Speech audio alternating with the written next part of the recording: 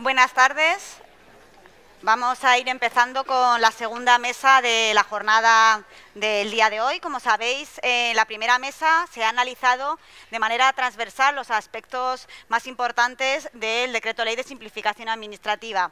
En esta segunda mesa vamos a profundizar en los aspectos sectoriales que se modifican en el Decreto Ley de Simplificación Administrativa y para ello contamos con 5 expertos que nos van a explicar las principales novedades en cada uno de sus ámbitos. Esta mesa redonda es un poquito más larga que la primera, es casi 2 horas, así que bueno, para cada ponencia tendremos más o menos 20 minutos y al final haremos un turno de preguntas. Bueno, 20 minutos, un poquito menos, ya cada uno como lo vayáis viendo. Nuestra primera ponente es la Directora General de Sostenibilidad Ambiental y Economía Circular, Carmen Jiménez Parrado, Ingeniera Superior e Industrial del Cuerpo Superior Facultativo de Ingenieros Industriales de la Junta de Andalucía y Directora General, bueno, habiendo ocupado previamente diversos cargos de responsabilidad en la Junta de Andalucía y Directora General desde, creo que es febrero o enero del 2024. Así que, sin más dilación, le doy paso a ella.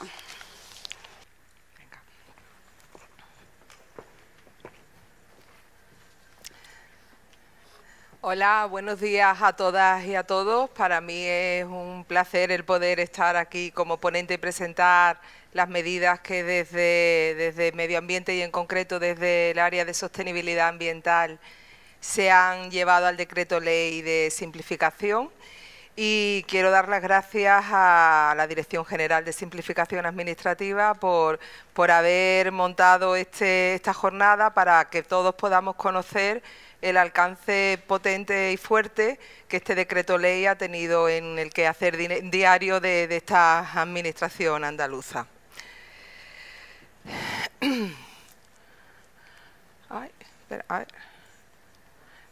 Bueno, en primer lugar, quiero empezar exponiendo los puntos de partida, las premisas de trabajo con las cuales desde el área de sostenibilidad ambiental nos hemos enfrentado para hacer el trabajo que al final culmina en las medidas adoptadas y en la modificación de la ley JICA. En primer lugar, teníamos claro que necesitábamos tener unas normas que en todo momento estuviesen alineadas con el marco normativo básico y así evitar tanto la obsolescencia como también tener y dar seguridad jurídica a los operadores. ¿Esto en qué sentido o qué es lo que conllevaba? Nosotros tenemos la Ley 7/2007, conocida como JICA, Gestión Integrada de la Calidad Ambiental, que desarrolla a nivel andaluz las competencias que tiene Andalucía en materia de medio ambiente y de sostenibilidad, pero que en muchos aspectos está totalmente marcada por lo que recoge tanto las directivas que se transponen a la normativa básica. ¿Qué era lo que ocurría? Constantemente cualquier modificación directa o indirecta de la normativa básica hacía que nosotros siempre fuésemos retrasados en determinados aspectos y daba lugar a una sensación de inseguridad a nuestros operadores y a fin de cuentas eso es una de las principales cuestiones que queríamos evitar. ¿Cuáles son las principales referencias cuando hablamos de esa normativa básica que condiciona nuestra Ley 7? Pues hablamos la Ley 21/2013 de evaluación ambiental, ya que todas nuestras autorizaciones ambientales, todos nuestros instrumentos de prevención y control, contienen el resultado de esa evaluación de impacto ambiental o esa evaluación ambiental. Y luego también estábamos marcados pues, por el Real Decreto Legislativo 1/2016, que transpone la Directiva de Emisiones, y que es el texto refundido de la Ley de Prevención y Control Integrado de la Contaminación y que regula de manera básica el instrumento o la autorización ambiental integrada. La segunda premisa de trabajo, aparte de esa alineación, es que buscábamos una mayor flexibilización y agilización de los procedimientos. Nuestra ley ya lleva pues, desde el año 2007 en funcionamiento y nos ha dado tiempo a aprender muchas lecciones y a tener determinadas comparaciones para saber en qué aspectos podíamos mejorar. Así, ¿En qué nos centramos? Tenemos claro que queríamos mantener el concepto de ventanilla única. Esa autorización que integra no solamente la evaluación de impacto ambiental, sino el resto, una serie de autorizaciones sectoriales en materia de medio ambiente principalmente y en algunos casos en materia de aguas. También nos dimos cuenta que teníamos la posibilidad de ordenar nuestros instrumentos no siempre yendo a la mayor, sino teniendo en cuenta que había dos evaluaciones de impactos ambientales de proyectos, que era la evaluación de impacto ambiental ordinaria y la evaluación de impacto simplificada. También hicimos una revisión sobre realmente de todas las autorizaciones sectoriales que incluían nuestras autorizaciones ambientales integradas y unificadas, cuáles realmente eran necesarias y su otorgamiento era el adecuado en el momento en el que se daba la autorización como tal. ¿Con esto qué quiero decir? Nosotros incluíamos, por ejemplo, autorizaciones del tipo como posible autorización de barcas de paseo. Pero ¿cuál era la realidad? La realidad es que el que va a poner el establecimiento hotelero con las barcas, cuando está tramitando ese procedimiento, no tiene ese nivel de detalle para realmente saber si son 4, 14 y de qué características. Entonces, en ese aspecto hemos hecho una revisión de las autorizaciones sectoriales. Y lo que hemos dicho, al final intentar condensar en un primer momento, teniendo en cuenta que esto es un decreto ley, las lecciones que habíamos aprendido. Por este camino, ¿qué es lo que nos encontramos? Hay una modificación en la Ley de Evaluación de Impacto Ambiental que modifica los anexos de las actuaciones y proyectos que se encuentran sometidos a evaluación de impacto ambiental. Esta modificación, dado que todo nuestro anexo de a qué estaba sometido cada una de las actuaciones está directamente relacionada con el procedimiento de evaluación ambiental que tenía la actuación, hace que de repente nos quedemos fuera de juego. ¿Por qué? Porque los cambios en los anexos son tan profundos que hace que actuaciones que, por ejemplo, teníamos actualmente en calificación ambiental, pues ahora hayan pasado de evaluación de impacto ambiental simplificada. Entonces, ¿qué ocurre? Amplían el número de proyectos que se tienen que someter a evaluación de impacto ambiental, eliminan muchísimos umbrales, de tal manera que ya las cuestiones muchas veces se dirimen el hecho de que esté sometido o no a evaluación de impacto ambiental por el hecho de que cumpla una serie de criterios generales, como afecciones a espacios naturales protegidos o a masas de agua en un estado peor que bueno, o simplemente el hecho de que tenga algún tipo de afección a algún conector ecológico. Entonces, a partir de ahí ya, ¿qué conclusiones llegamos cuando llega ya el momento de ponernos en el decreto ley? Pues que tenemos que reestructurar nuestras autorizaciones ambientales. ¿Cómo? Intentando siempre que sea posible ir a referencias fijas para decir qué se somete a qué. Y esas referencias fijas son las que marca la normativa básica en alguno de sus anexos, en concreto en este caso, para autorización ambiental integrada, para evaluación de impacto ambiental ordinaria y para evaluación de impacto simplificada. También teníamos claro que la conclusión es que tenemos que aliviar esa ventanilla única, como hemos dicho. Tenemos que hacer que nuestras tramitaciones sean ágiles, sean simplificadas y que sean un instrumento que esté customizado a las necesidades, no una cosa enorme, súper vasta, pero que al final continuamente tenemos que modificar hasta que se materializa el proyecto. Y luego, pues, ¿esto en qué condensa? En que creamos un nuevo instrumento para las actuaciones sometidas a evaluación de impacto simplificada, que es la autorización ambiental unificada, simplificada. Ahora, no obstante, volveré a desglosar y a explicar todo con más detalle. Y luego, pues, como he dicho, si bien hay grandes cambios en materia de evaluación de impacto ambiental, nuestra premisa de trabajo ha sido que las actuaciones que estaban sometidas a calificación ambiental, aunque hubiesen pasado a simplificada, van a tener que incluir en esa calificación esa evaluación de impacto simplificada, pero no hemos tocado ningún cambio ni ninguna restricción en materia de competencia a las administraciones locales.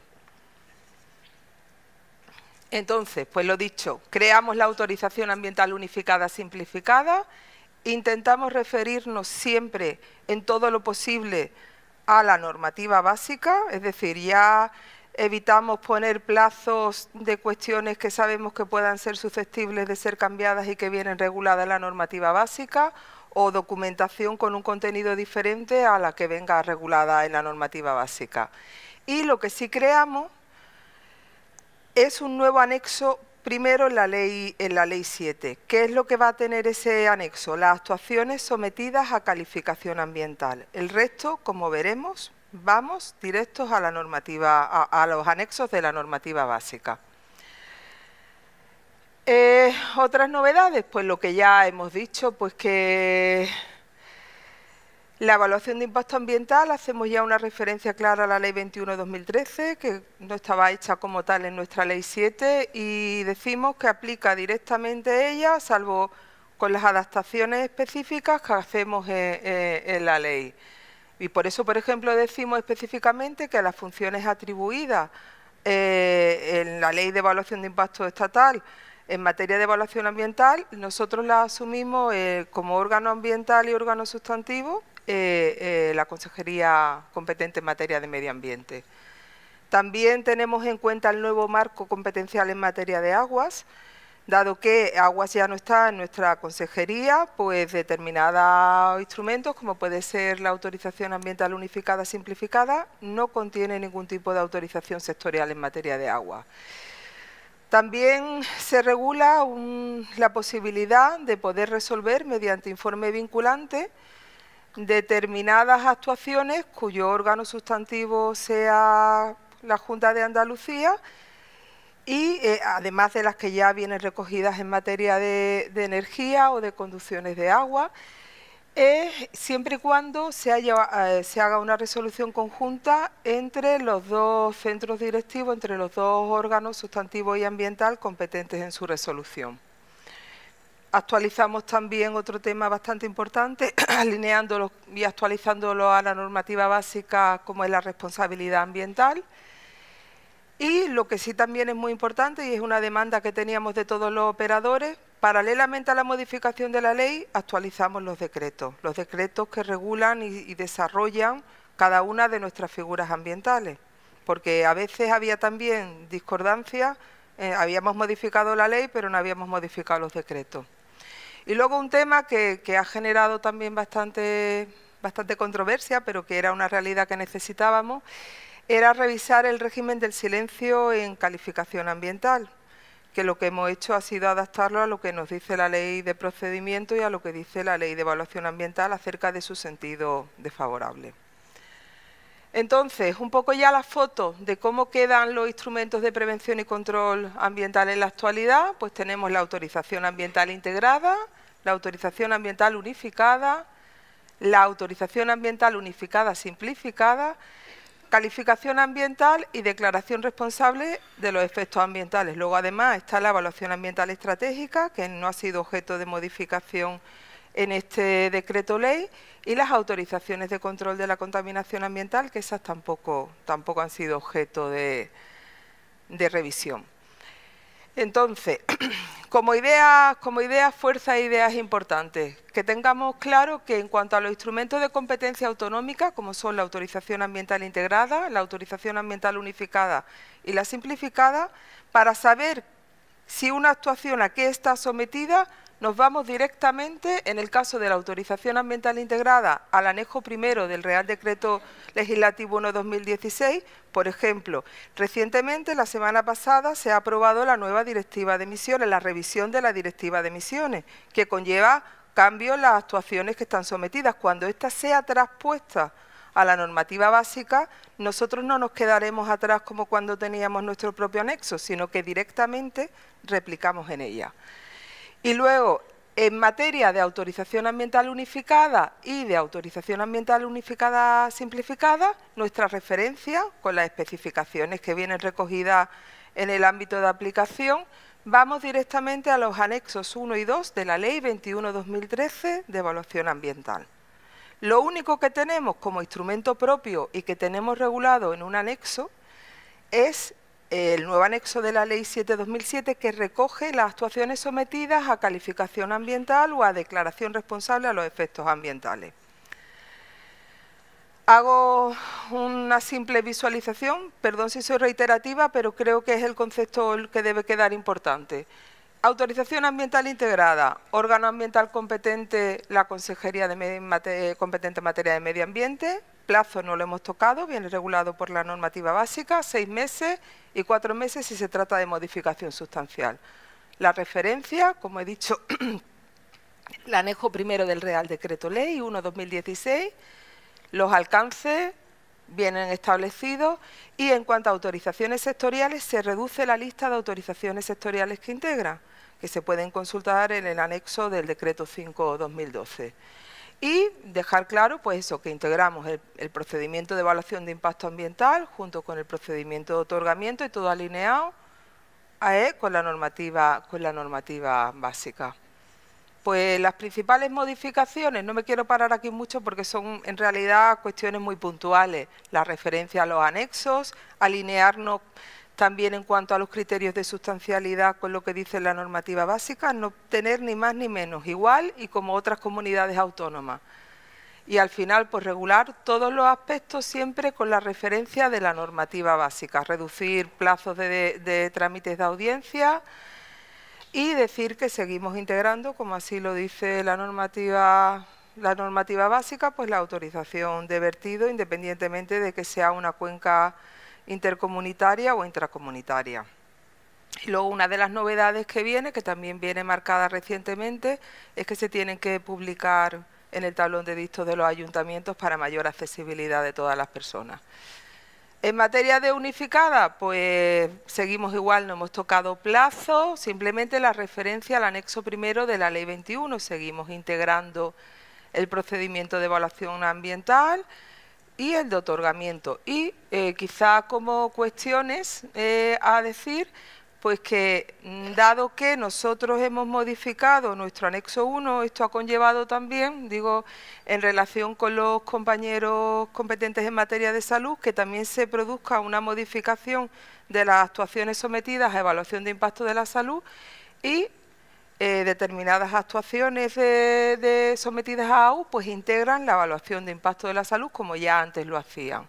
Ajustes en los trámites de consulta, ya vamos directamente a lo que marca la Ley 21 y pasamos también a declaración responsable para la comprobación e inicio de la actividad. Y ahora ya vamos a nuestro nuevo integrante, la autorización ambiental unificada simplificada.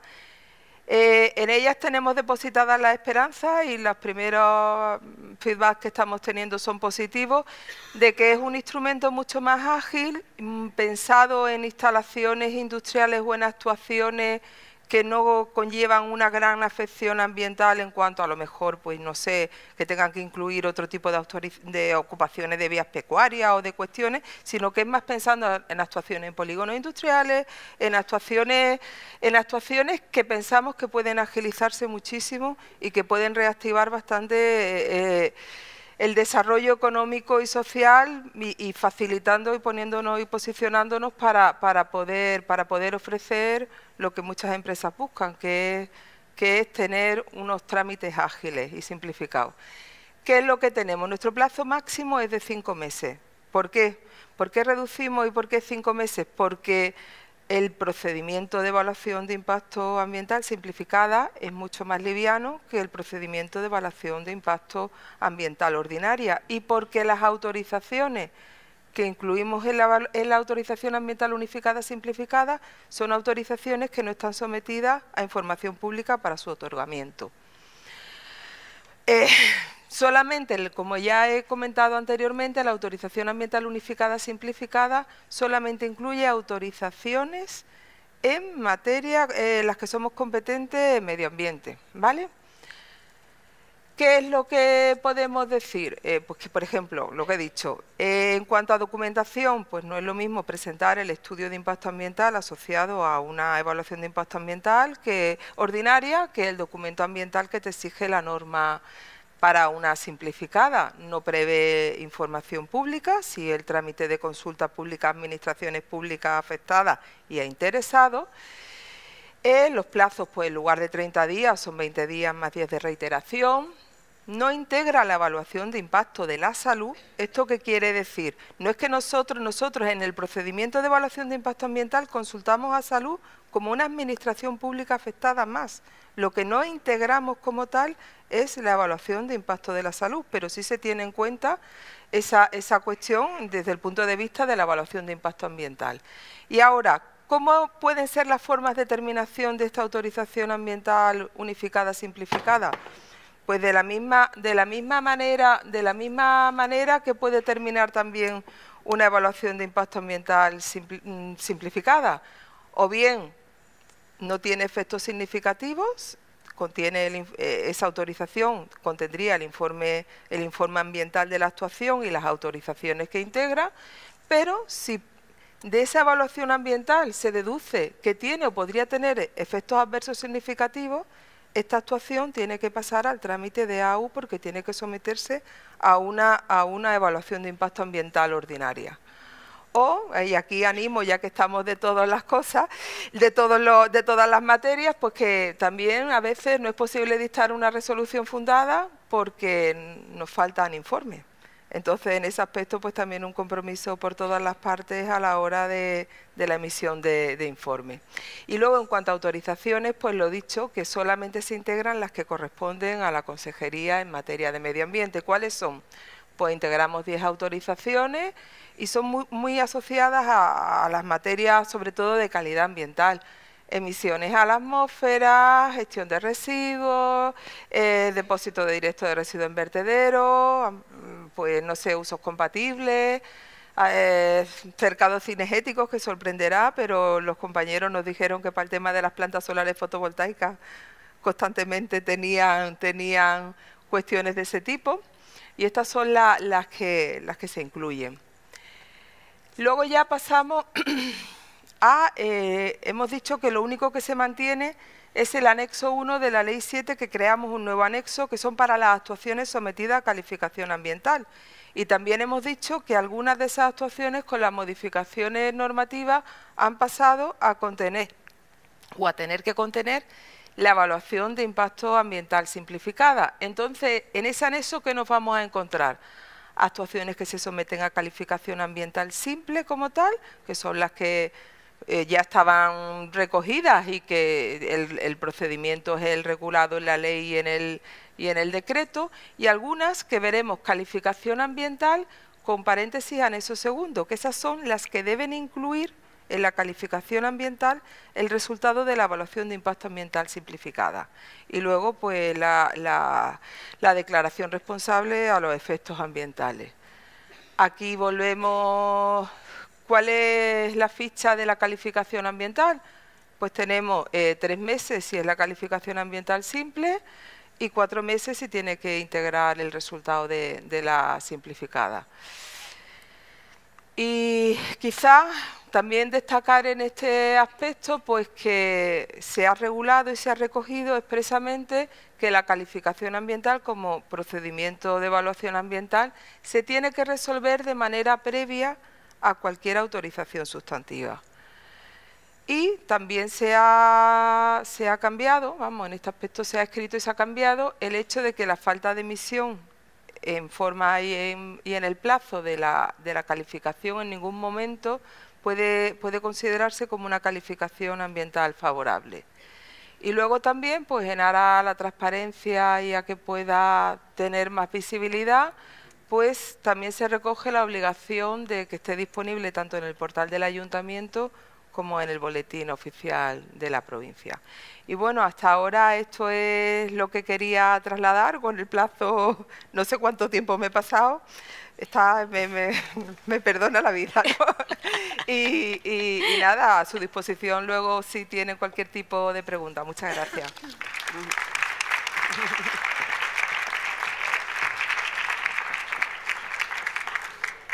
Muchas gracias, directora general. Continuamos la mesa con la siguiente ponencia sobre las modificaciones introducidas en la Ley de Patrimonio Histórico de Andalucía. En este caso, la ponente es la directora general de Patrimonio Histórico, Mónica Ortiz Sánchez, licenciada en Derecho y funcionaria del Cuerpo de Letrados de la Junta de Andalucía. Ha ocupado diversos cargos de responsabilidad dentro del gabinete jurídico y desde esta legislatura pues, es directora general de Patrimonio Histórico. Sin más, te doy la palabra. Gracias.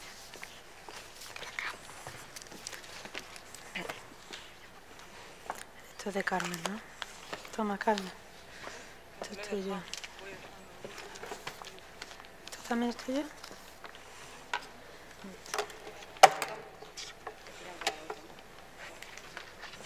Ya está.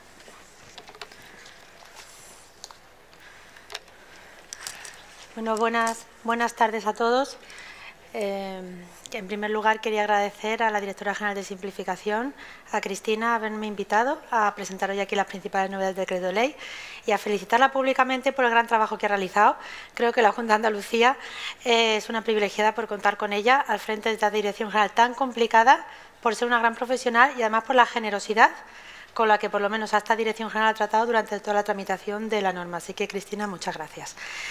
Quiero disculparme, agradecer a todos los aquí presentes que vayan a escucharme y disculparme porque no he traído un PowerPoint.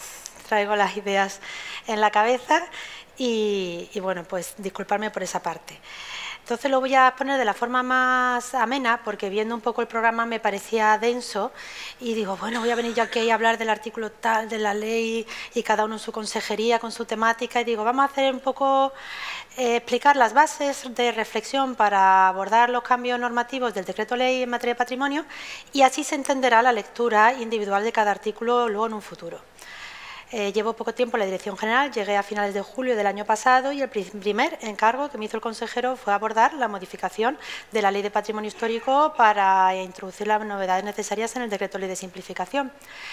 Un encargo para el que tampoco tuve mucho tiempo en la primera versión, pero sí es verdad que lo primero que me planteé fue un poco recabar antecedentes y la necesidad. La Ley de Patrimonio Histórico de Andalucía es del año 2007 y al igual que casi todas las normas que se van a comentar hoy aquí, han sufrido modificaciones por aquello de la simplificación administrativa, tanto por la aprobación de la Directiva de Servicios, posteriormente otra vuelta de tuerca con la Ley de Garantía de Unidad de Mercado y luego los sucesivos decretos leyes de simplificación diversos. Entonces había que ver cómo había sobrevivido la Ley de Patrimonio Histórico del año 2007 a todas esas modificaciones. Y lo cierto es que uno de los últimos decretos leyes de simplificación modificó un artículo que fue el que dio pie a que el Estado recurriese el decreto ley anterior, con lo que decidimos por prudencia dejar fuera ese artículo que ahora estamos revisando en la ley. Porque un decreto ley de esta envergadura, como nos estaban contando, si bien es verdad que la realidad superó todas nuestras expectativas en cuanto a la extensión de la modificación corporal del decreto ley, había que hacerla de forma prudente para evitar que por lo menos desde la parte de cultura se diese pie a que el Estado recurriese y pidiese la suspensión de la norma. Así que, teniendo en cuenta en qué aspectos el Tribunal Constitucional permite el uso del decreto ley, teniendo en cuenta el presupuesto habilitante de extraordinaria y urgente necesidad, en el que solo cabe incorporar modificaciones normativas, teniendo en cuenta también la necesidad de justificar una por una la modificación normativa para atender a esa necesidad de extraordinaria y urgente necesidad que se intentaba paliar con el decreto ley, se filtró todas las posibles novedades que se querían introducir para incorporarlas en ese presupuesto habilitante. Otro elemento fundamental a la hora de redactar pues era el debate que había en la calle sobre las necesidades de simplificar en materia de patrimonio. Y el debate que a mí me trasladaron cuando llegué pivotaba fundamentalmente sobre dos aspectos. Uno, la agilización de los procedimientos de autorizaciones de intervenciones que pasaban por las comisiones provinciales de patrimonio histórico y el otro era la agilización de los procedimientos de actividades arqueológicas, porque en los últimos años Andalucía se había convertido en el huerto solar de Europa y nos estaban aplastando literalmente todos los procedimientos de evaluación ambiental donde se requería un informe de cultura, porque somos una comunidad autónoma con muchísimo patrimonio vastísima, extensísima territorialmente y con mucho patrimonio arqueológico. Y no podíamos perder la oportunidad de regular esa necesaria actividad arqueológica con tutela del patrimonio, pero también con la mejor garantía para que los procedimientos de evaluación de impacto ambiental pues recogiesen esas cautelas arqueológicas. Digamos que esos eran los dos pivotes sobre los que se quería mejorar. Otro elemento más de reflexión era la compleja relación que existe entre la legislación estatal y la legislación autonómica en materia de patrimonio histórico. Aquí no estamos, como ocurre en materia de medio ambiente, donde juega el binomio legislación básica y legislación de desarrollo. Es la única competencia que existe, dicho por el Tribunal Constitucional, concurrente. ¿Eso qué significa? Bueno, pues pregúnteselo usted al Tribunal Constitucional, porque es la competencia de cultura, se regula en el 149.1.28 y el 149.2, son las únicas donde tanto Administración Estatal, Comunidad Autónoma como entidades locales concurren, porque la cultura afecta a las tres instancias territoriales. ¿Ello qué ocurre? ¿Ello que plantea? Pues una gran complejidad, puesto que la ley estatal, que es del año 85, no es una ley muy temprana en democracia, no está redactada como una ley básica con una disposición al final donde diga qué preceptos son básicos, sino que teníamos que estar a la jurisprudencia del Tribunal Constitucional solamente en 3 sentencias, donde ha analizado ciertos artículos de la ley del 85 en los que ha considerado que era un mínimo que tenía que respetar el legislador autonómico, pero sin llamarlo legislación básica. Eso era complicado, por ello fuimos con bastante prudencia a la hora de saber en qué nos podíamos separar de lo que ha establecido el legislador estatal. Con estas premisas empezamos a estudiar los 2 paquetes de medidas que distribuimos enseguida entre los 2 servicios con los que cuenta la Dirección General. Ahí tengo que agradecer al personal de la Dirección General, a los 2 jefes de servicio, que la verdad es que trabajaron de forma muy intensa, y hoy, revisando la memoria del decreto ley, dije, pues la verdad es que quedó bien motivado el decreto ley. Había 2 tipos de medidas, una las que afectaban, como señalaba, al régimen jurídico del patrimonio histórico, autorizaciones, intervenciones, obligaciones de los titulares o propietarios de bienes, y otras relativas al patrimonio arqueológico. Entonces me voy a centrar en las más novedosas. Ambas también trataban de redundar de un doble vertiente. Una, cómo se relaciona el ciudadano con la Administración, y otra, mejorar internamente nuestro funcionamiento. En lo que respecta al patrimonio histórico, pues ahí repasamos un poco la ley y dijimos dónde podemos agilizar, dónde podemos simplificar. Por ejemplo, el inventario de bienes reconocidos del patrimonio histórico, que es un tercer nivel de protección que tiene la ley autonómica, recoge los bienes que decide incorporar la Administración autonómica en ese inventario, con la obligación de que los ayuntamientos lo incorporen en sus catálogos urbanísticos. Pero tenía una doble vertiente de dirección contraria. Cuando los ayuntamientos incorporasen bienes en sus catálogos urbanísticos, nos los tenían que notificar para incorporarlo al inventario. Hemos eliminado esta segunda obligación. No hace falta, además se comunica al registro de planes urbanísticos de fomento, y esa obligación la hemos quitado y evitamos que los ayuntamientos tengan que entrar en esa materia. También hemos pasado a declaración responsable el cumplimiento de las obligaciones de visita pública de los bienes, de los titulares de bienes de interés cultural. Antes tenían que pedir una autorización comunicándonos qué días y a qué horas iba a ser la visita, y ahora pues nos pueden hacer una declaración responsable. Iremos viendo cómo va funcionando esto. También hemos incorporado como elementos que no pueden calificarse como de contaminación visual o perceptiva, que es una prohibición que establece la ley, que en conjuntos históricos haya elementos que supongan una contaminación visual o perceptiva, pues todas aquellas infraestructuras, elementos efímeros, de los que Andalucía está plagado. Nada más que pensar en nuestras fiestas locales.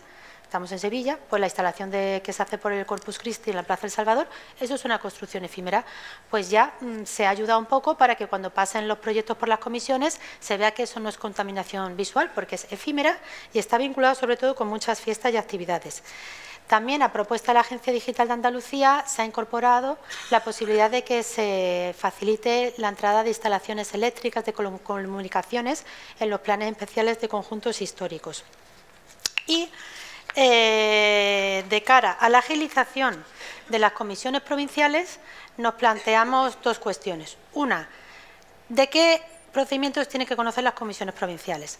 Sabiendo que determinadas intervenciones en obras del patrimonio tienen que estar sujetas a autorización, y dejando para ahora la ley que estamos redactando cuáles podemos pasar o no a declaración, pues porque fue el objeto del recurso con el anterior decreto ley, la cuestión era, analizándolo, no hace falta que todas las autorizaciones pasen por las comisiones provinciales de todas las obras. Las comisiones provinciales son unos órganos muy antiguos que han ayudado a conformar las ciudades que tenemos en la actualidad. Y en esa reflexión consideramos que íbamos a dejarle, digamos que las joyas de la corona, las autorizaciones de las intervenciones en los monumentos y en los jardines históricos. Sacamos de la competencia de las comisiones las autorizaciones de las obras en sus entornos que fuesen menos impactantes. Eso ha supuesto una descarga más o menos del 60% de los asuntos que van a las comisiones provinciales de patrimonio. Y ha agilizado bastante. No es que se haya eliminado la autorización la da la delegación con un informe de la ponencia técnica, porque además eran obras que siempre pasaban por comisión sin debate. Iba el informe de la ponencia técnica y no suscitaban debate. El otro elemento que hemos reforzado en las comisiones provinciales de patrimonio ha sido su composición, porque debido a la falta de personal, no siempre había un jefe de servicio, un jefe de departamento con conocimiento. Hemos modulado en cuanto a su composición esa persona de manera que se pueda modificar qué personal de la delegación territorial acude a la comisión en función de que sea arquitecto, arqueólogo o conservador, para que, habiendo siempre quórum, no esté petrificado como estaba la ley al jefe de departamento, que podía ser antropólogo y no arquitecto o arqueólogo, porque la escasez de medios de esta administración pues es por todos bien conocida. Y también hemos incorporado, esto fue un empeño mío personal, como asistiendo con voz y sin voto a un letrado de la Junta de Andalucía, porque mi primer destino como letrada fue Almería y siempre recordaba que el único órgano colegiado donde no me invitaban a Almería era la Comisión Provincial de Patrimonio. Íbamos a la de urbanismo, de ordenación del territorio, de valoraciones, de menores, de asistencia jurídica gratuita, y lo hablé con la jefa del gabinete jurídico y nos parecía una anomalía a nivel provincial, y además la participación de un letrado, que no va a entrar en cuestiones técnicas, va a ayudar a uniformar cuestiones de procedimiento, de motivación y a evitar posibles litigios. Eso es de la parte del patrimonio histórico. Desde el punto de vista de la arqueología, pues también revisamos un poco todas las actividades arqueológicas y su procedimiento de tramitación. Las principales novedades venían demandadas por el sector. Teníamos muchas demandas de los colegios de arqueólogos. Aquí tenemos Andalucía Oriental, nos pedía una cosa, y Andalucía Occidental la contraria. Entonces es difícil a veces atender al sector cuando el propio sector está dividido, y las empresas de energías renovables pues nos pedían otras cosas.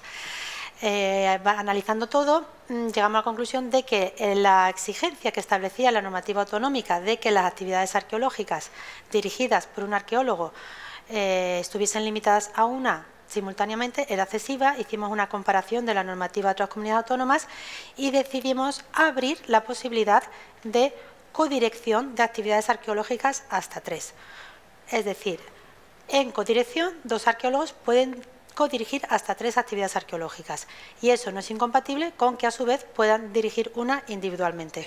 Yo esto cuando lo vi me recordó al régimen de las farmacias porque tuvimos muchos pleitos. Yo cuando probé había muchos pleitos de esos de farmacias, de titular, cotitular, y bueno, ahí se ha abierto un poco para facilitar que los arqueólogos puedan estar en varias actividades arqueológicas, porque no necesariamente van a estar excavando a la vez los mismos días en los mismos sitios.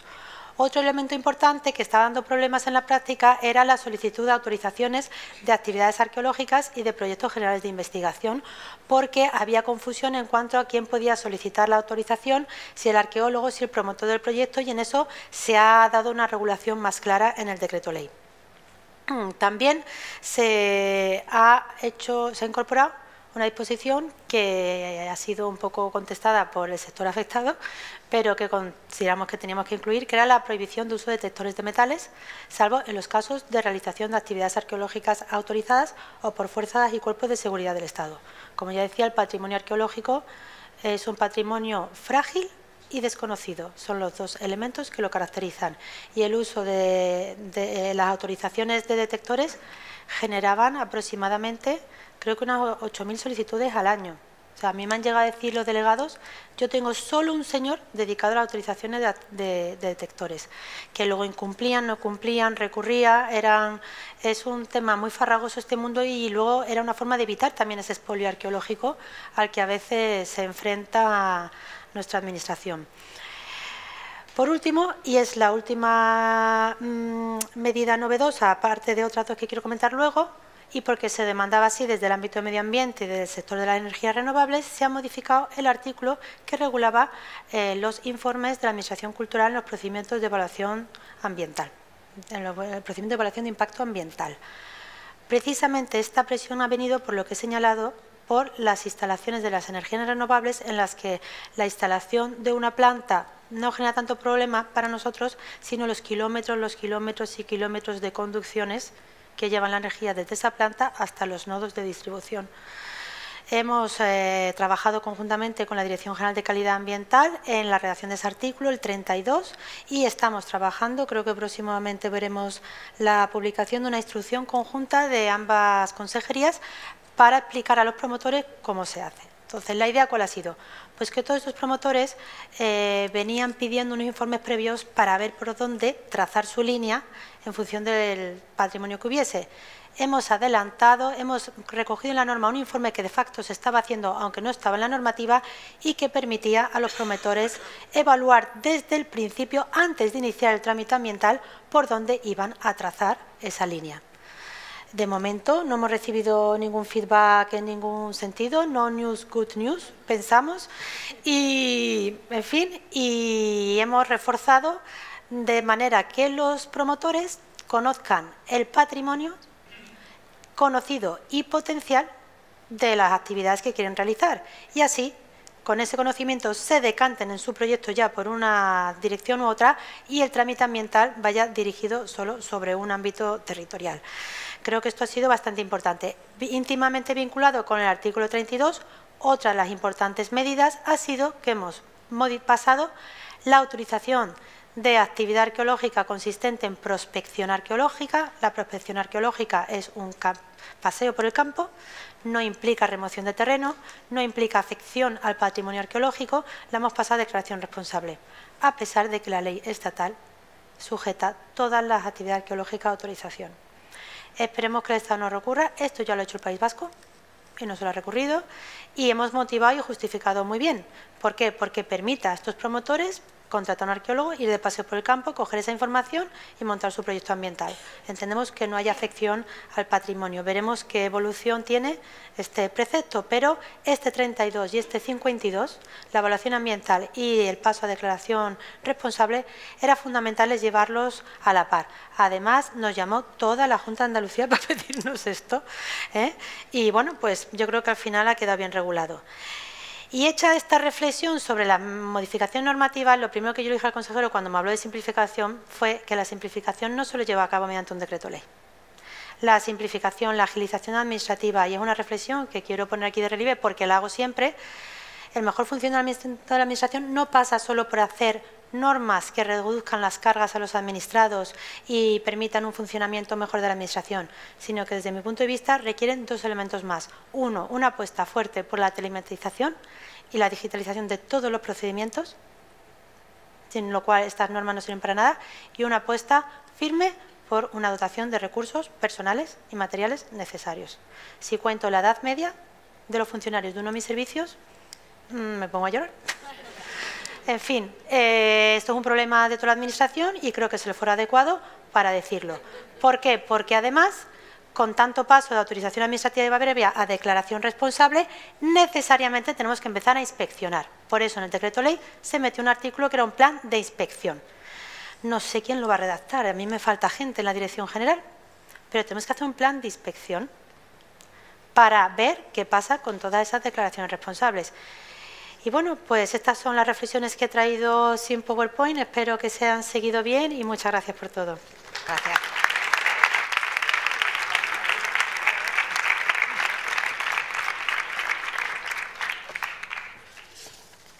Muchas gracias, directora general. Bueno, pues ya vamos entrando en el ecuador más o menos de esta mesa.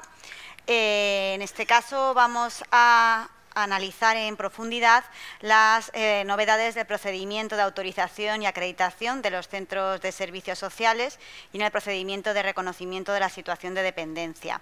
Nuestra ponente es la coordinadora de la Viceconsejería de Inclusión Social, Juventud, Familia e Igualdad, Rocío Ibarra Lorin, compañera de coordinación. Rocío es funcionaria del Cuerpo Superior de Administradores General de la Junta de Andalucía desde el año 2003 y lleva casi toda su vida profesional vinculada a viceconsejerías. Así que nada, sin más, le damos el paso.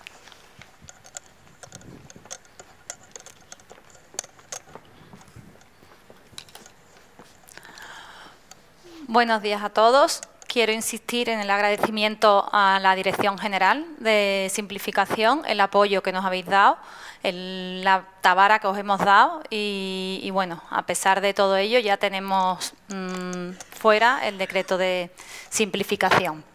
Es un poco difícil resumir todas las medidas de nuestra consejería porque la verdad que son muy numerosas. De todas las medidas del decreto hay unas 60 que de nuestra consejería. Modificamos 19 normas, 5 de ellas de rango legal, 10 son decretos, el resto órdenes y además incluimos 2 nuevos procedimientos completos, que esto es un poco, también nos surgió el debate, pero la verdad que desde Presidencia también nos animaron y finalmente se han incluido en el decreto ley. Entre las medidas, no puedo decirlas todas, pero hay 4 que son muy importantes. Hay medidas de agilización del procedimiento de reconocimiento de la discapacidad en los CVO, los conocidos Centros de Valoración y Orientación. Se han incluido medidas de simplificación en la renovación y solicitud de las tarjetas de familia numerosa, de los títulos de familia numerosa y en las tarjetas de aparcamiento para las personas con movilidad reducida, que generaban problemas básicamente la renovación. Y los 2 procedimientos básicos que hemos dicho, el procedimiento de autorización y acreditación de centros de servicios sociales y el procedimiento de reconocimiento de dependencia y derecho a las prestaciones. Empezamos por el primero, el procedimiento de autorizaciones, que está regulado en el capítulo tercero. Partimos. Es importante que nos paremos un poquito de dónde venimos, el contexto que teníamos y cómo fueron surgiendo los acontecimientos.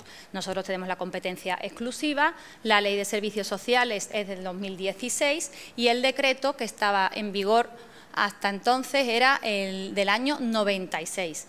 No sabía, pararme un poquito en qué medidas establecía o cómo regulaba las autorizaciones el decreto del 96, porque así vamos a poder ver el avance que hemos tenido. El procedimiento de autorización se exigía para todos los tipos de centros de servicios sociales, con independencia de su tipología. Y después estaba compuesto el procedimiento de una autorización previa, una autorización provisional en determinados casos vinculado a un plan de adecuación y una autorización de funcionamiento y la acreditación en el caso que se optara por ello y que fundamentalmente quisiera concertar con la Administración. Ese era el marco legal que teníamos. Bueno, pues el desarrollo reglamentario de la Ley de Servicios Sociales no se había llevado a cabo. En el año 2020 se hizo una profunda reforma del procedimiento de autorizaciones mediante un decreto ley, pero no se había llevado a cabo el desarrollo y además tampoco se había llevado a cabo la adaptación a la Directiva de Servicios conocida por todos. Sí es verdad que ha habido varios intentos de desarrollo reglamentario, uno de ellos en el 2018 y el último en el 2022. El decreto del 2022 entraba en vigor el 21 de junio del 2023, preveía que en el plazo de 6 meses tenía que haber aprobada una orden. Nos encontramos un borrador de orden, pero completamente no se podía aplicar. El sector lo había visto y se echaba las manos a la cabeza. Y las disposiciones transitorias y adicionales del citado decreto establecían unos plazos de adecuación para cada uno de los supuestos y estas adaptaciones eran dificilísimas o casi imposible. El sector mantenía que ellos no podían sostener esos cambios, esas adaptaciones, porque en muchos casos, por ejemplo, muchas residencias están situadas en edificios que son bienes de interés cultural y hacía todavía más difícil, por lo cual era una situación un poco complicada. A todo esto se une que en el 2022 hay un acuerdo del Consejo Territorial de Servicios Sociales al que la Comunidad Autónoma de Andalucía se une en marzo del 2023, por lo cual todo era más o menos por la misma fecha, en el que se imponen unos requisitos comunes de acreditación y materiales, equipamientos y de personal. Todo esto en un contexto de un gran déficit de plazas en los centros residenciales y además con niveles de exigencia por parte del Estado de que teníamos que incrementar ese número de plazas. Aceptar la situación que teníamos con la entrada en vigor del decreto hubiese supuesto pues el cierre de, hicimos unos cálculos y eran en torno al 20% con la pérdida de plazas que aquello conllevaba. Ante esta situación era necesario adoptar una serie de medidas urgentes, adecuadas a las necesidades del sector y, por supuesto, teniendo en cuenta la salvaguarda de las personas usuarias. ¿Qué medidas se adoptaron? Pues se decidió derogar el decreto, se hizo mediante un decreto ley en el 20 de junio, por los pelos llegamos, pero lo conseguimos. Y el mismo día que el Consejo de Gobierno aprobó ese decreto ley, se inició la tramitación de un nuevo decreto. Un nuevo decreto adaptado a la realidad, no me quiero repetir, pero es importante, cumpliendo unos niveles de calidad que nos exigía también el acuerdo del Consejo Territorial, y además que no supusiera una pérdida económica para el sector. Pero a medida que íbamos avanzando en la redacción del borrador, nos dábamos cuenta que queríamos un poco más. Estábamos topados por lo que establecía la Ley de Servicios Sociales en esa reforma del 2020. Teníamos una autorización provisional, teníamos el silencio desestimatorio, un plazo de 6 meses y verdaderamente nosotros queríamos llegar a un poco más, por lo cual se decidió modificar, se decidió que era importante modificar la Ley de Servicios Sociales y la Ley del Silencio Administrativo. A todo ello, como decían también los compañeros, veíamos que los procedimientos no eran homogéneos, no había coordinación, lo que se exigía en Almería no se exigía en Huelva, por lo cual entendíamos que teníamos que dar nosotros un paso más. ¿Qué se hizo? Se inició la modificación del decreto de estructura de la Consejería. El decreto ha visto la luz en enero también del 2024 y es la Viceconsejería quien asume esas funciones de autorización y acreditación de los centros unidos a la inspección que también cuelga de la Consejería, por lo cual entendemos que vamos, o por lo menos pretendemos, tener una mayor coordinación y que sean criterios homogéneos. Y no es normal que a un centro le den una autorización en Almería y que por tener medio metro menos no se lo den en Cádiz. Bueno, por tanto, 5 de las medidas que teníamos ante esta situación, 3 de ellas las pudimos llevar a cabo gracias al decreto de simplificación. En el nuevo procedimiento de autorización podemos distinguir 2 bloques. Bueno, uno es la parte de modificación de las leyes, que ya he contado, y el nuevo procedimiento de autorizaciones. En la modificación de las leyes, en principio, lo que hacemos es eliminar la autorización provisional para la puesta en funcionamiento y establecer el silencio positivo en los procedimientos de autorizaciones administrativas y de acreditaciones. ¿Cuáles eran los objetivos del nuevo procedimiento? Pues, evidentemente, criterios de agilidad, simplicidad, mayor eficacia, eliminar todos los obstáculos posibles y establecer un régimen de autorizaciones menos restrictivo, a la vez que plenamente garantista para la salvaguarda de los derechos de las personas usuarias y de sus familias. Con ello se avanza en la simplificación de los trámites. Aspectos a destacar del nuevo procedimiento. Como hemos dicho, se eliminan no solo las autorizaciones provisionales, sino también las autorizaciones previas, que era necesaria solicitarla con anterioridad.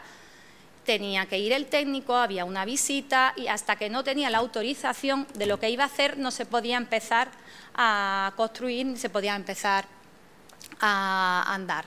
Se regula el procedimiento de autorización, reduciendo el plazo de resolución a 3 meses. La verdad que con el plazo y el silencio no lo hemos pensado mucho,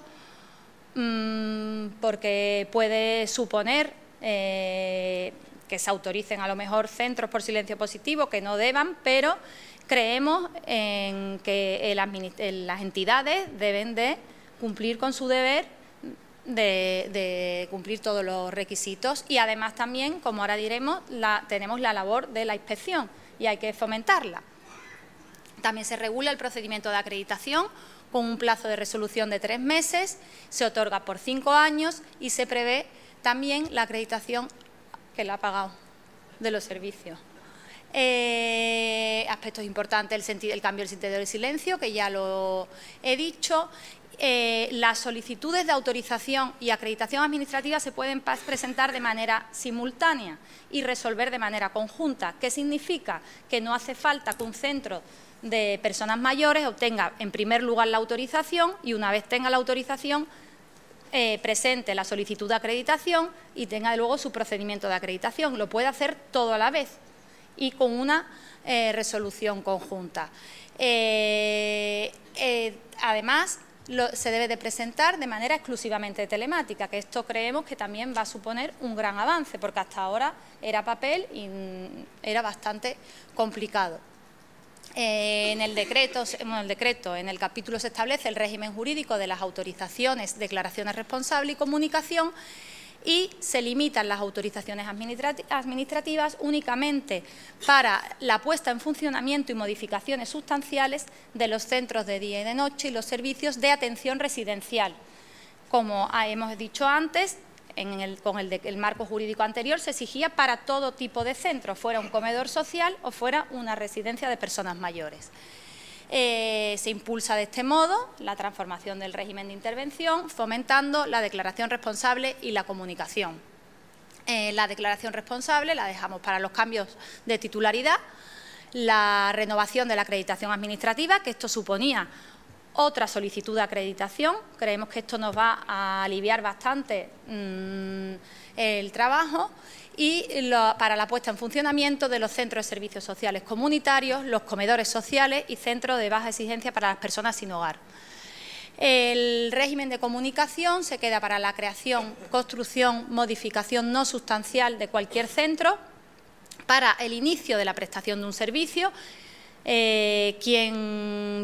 Los servicios están al alza, vamos al alza, porque en nuestro sector, sobre todo, por ejemplo, el ámbito de la discapacidad, cada vez van surgiendo mucho más servicios y era necesario agilizar este aspecto. El cierre de centro también lo dejamos en comunicación, y la puesta en funcionamiento o modificación sustancial de los centros sociales para personas con enfermedad mental, centros socioculturales gitanos y los centros de participación activa. Una importante novedad que se ha introducido es el régimen de las autorizaciones específicas. Esto está pensado en fomentar la innovación en el ámbito de los servicios sociales, y pueden solicitar esta autorización específica los centros o servicios que se desarrollen en el marco de experiencias piloto. Pues estamos pensando el centro, pues por eso de que en este sector hay mucha innovación, hay muchos avances. Una persona que tenga una idea y que no tuviera, hasta ahora tenía que estar contemplado dentro del mapa de servicios sociales, el centro que tú querías autorizar. Pues con esto estamos fomentando que si una persona tiene una maravillosa idea, puede solicitar esa autorización de funcionamiento específica, se estudia, los requisitos se determinarán en una resolución del centro directivo competente, que en este caso es la viceconsejería, y se le da esa autorización específica. Dicha autorización específica también puede acreditarse, que esto es importante para quien quiera concertar con la Administración. Y también está previsto que esta autorización específica, en determinados supuestos, cuando pase el periodo de valoración de 2 años, si es positiva, se convierta en una autorización ordinaria. No tiene de nuevo que presentar esa autorización, por lo cual entendemos que esto es bastante novedoso para el sector. En conclusión, un modelo más simple, flexible, adecuado a la realidad del sector, que la verdad que es muy importante porque hace una labor muy importante. Nosotros sin ellos no podríamos hacer prácticamente nada. Y recalcar que esto no supone una merma de las garantías, puesto que el interesado tiene que tener toda su documentación, tiene que cumplir todos los requisitos y lo que sí le corresponden a la Administración las potestades de comprobación, control e inspección. Bueno, este es el primer gran procedimiento nuestro que se ha metido en el Decreto Ley de Simplificación. El siguiente es el procedimiento de reconocimiento de la situación de dependencia y derecho a las prestaciones. Una vez más vamos a partir un poco del marco legal que teníamos, es una competencia exclusiva de la comunidad autónoma.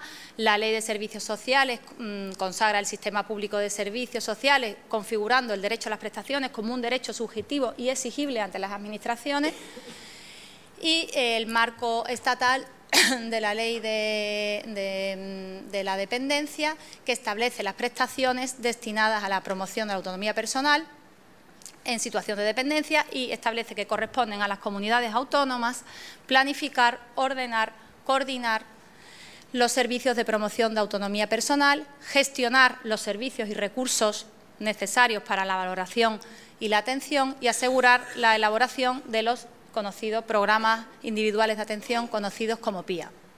Bueno, aquí teníamos un decreto del año 2007 que regulaba el procedimiento, el decreto del régimen sancionador y una orden del 2007 en el que se establecen las intensidades de las prestaciones.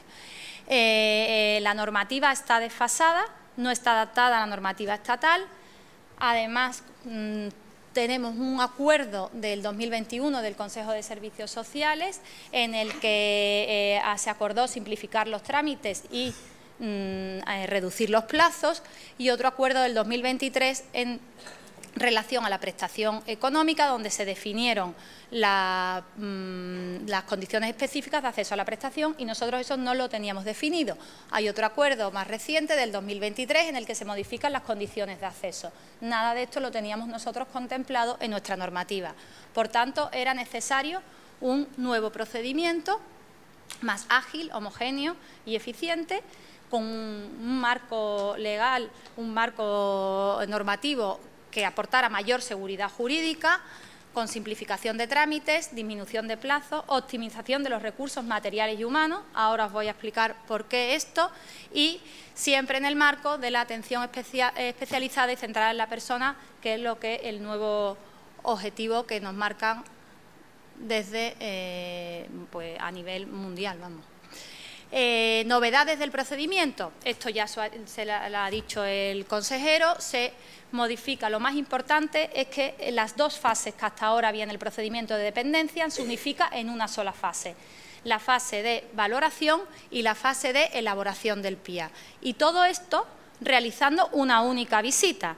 De esa única visita se tiene que sacar la información necesaria para poder elaborar la resolución de reconocimiento del grado y la elaboración del PIA. Por tanto, el procedimiento no solo tiene una única visita, es una sola fase, además acaba en una sola resolución. En dicha resolución se reconoce el grado y se reconocen las prestaciones concretas a las que tiene derecho. Esto creemos que ya es un avance muy importante. Importante también la modificación en relación al personal de atención a la dependencia. El personal debe ser empleado público del área sociosanitaria. Digo importante porque esto vos habréis escuchado hablar de los piadores y de los valoradores. Ahora ya no va a haber piadores y valoradores, va a haber una única persona que haga el procedimiento completo. Esto está vinculado también a quienes tienen la competencia para realizar la valoración de la dependencia y la elaboración del PIA. Le corresponde tanto a la Consejería, a través de la Agencia de Servicios Sociales, a través de sus órganos territoriales, como a los servicios sociales comunitarios. Hasta ahora la valoración la hacía la agencia en sus órganos territoriales. En algunas ocasiones, con algún convenio, lo podían hacer los órganos, los servicios sociales comunitarios. Sin embargo, los PIAs lo hacían los servicios sociales comunitarios. Pues no, ahora lo pueden hacer tanto uno como otro, el procedimiento completo. Creemos que esto va a optimizar bastante los recursos humanos. Por otra parte, se potencia la tramitación electrónica del procedimiento. La solicitud deberá presentarse preferentemente de manera electrónica, pero además, también lo ha avanzado el consejero, hay un nuevo sistema de información en el cual se recogen los 5 que hay actualmente. Este sistema ha entrado en producción la primera fase en estos días. Una novedad muy importante es que, junto a la solicitud, el interesado deberá de presentar el informe de condiciones de salud. Hasta ahora, este informe lo solicitaba la propia Administración una vez que se había presentado la solicitud. Éramos la única comunidad autónoma de España que lo hacíamos y verdaderamente eso nos retrasaba muchísimo el plazo de resolución. Por lo cual, si ya el interesado presenta ese informe, entendemos que también vamos a facilitar y agilizar los plazos. Hay unos supuestos de tramitación preferente, que son los menores de 6 años y las personas en riesgo de exclusión social. Novedad importante es que es una parte de esa orden que hemos dicho, que regula la intensidad de las prestaciones, se completa, se le eleva al rango de decreto y se completa en este mismo procedimiento, donde se regula de forma conjunta las prestaciones de atención a la dependencia, que engloban tanto servicios como prestaciones económicas. Se define el contenido de cada prestación y otra novedad es que se regula la prioridad de acceso a las prestaciones en función de la capacidad económica y del grado de dependencia de la persona beneficiaria. Como conclusión, parece que hemos podido resumirlo todo. Tenemos un sistema más ágil, eficiente, simplificando trámites y con lo que esperamos alcanzar reducir el plazo medio de tramitación de 555 días, que es la media actual, a 180 días. Pues nada más. Muchas gracias.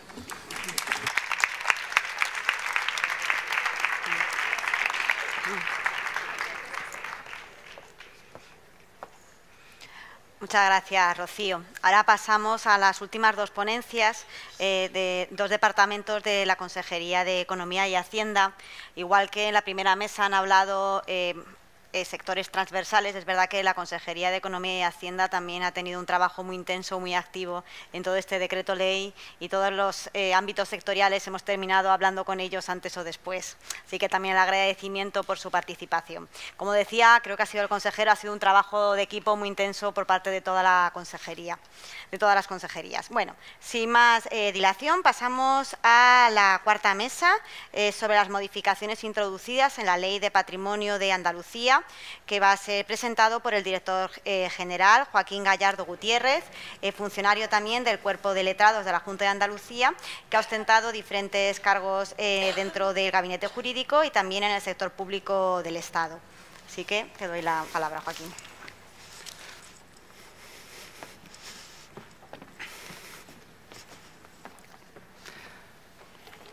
Bueno, hola, buenos días. En primer lugar, quiero dar las gracias a la Directora General de Simplificación Administrativa por invitarme, a todo el equipo de la Dirección General de Patrimonio, sin el cual no hubiera podido salir este trabajo, y también muy especialmente a la Viceconsejería de Economía, Hacienda y Fondos Europeos. Está aquí la coordinadora Adelaida.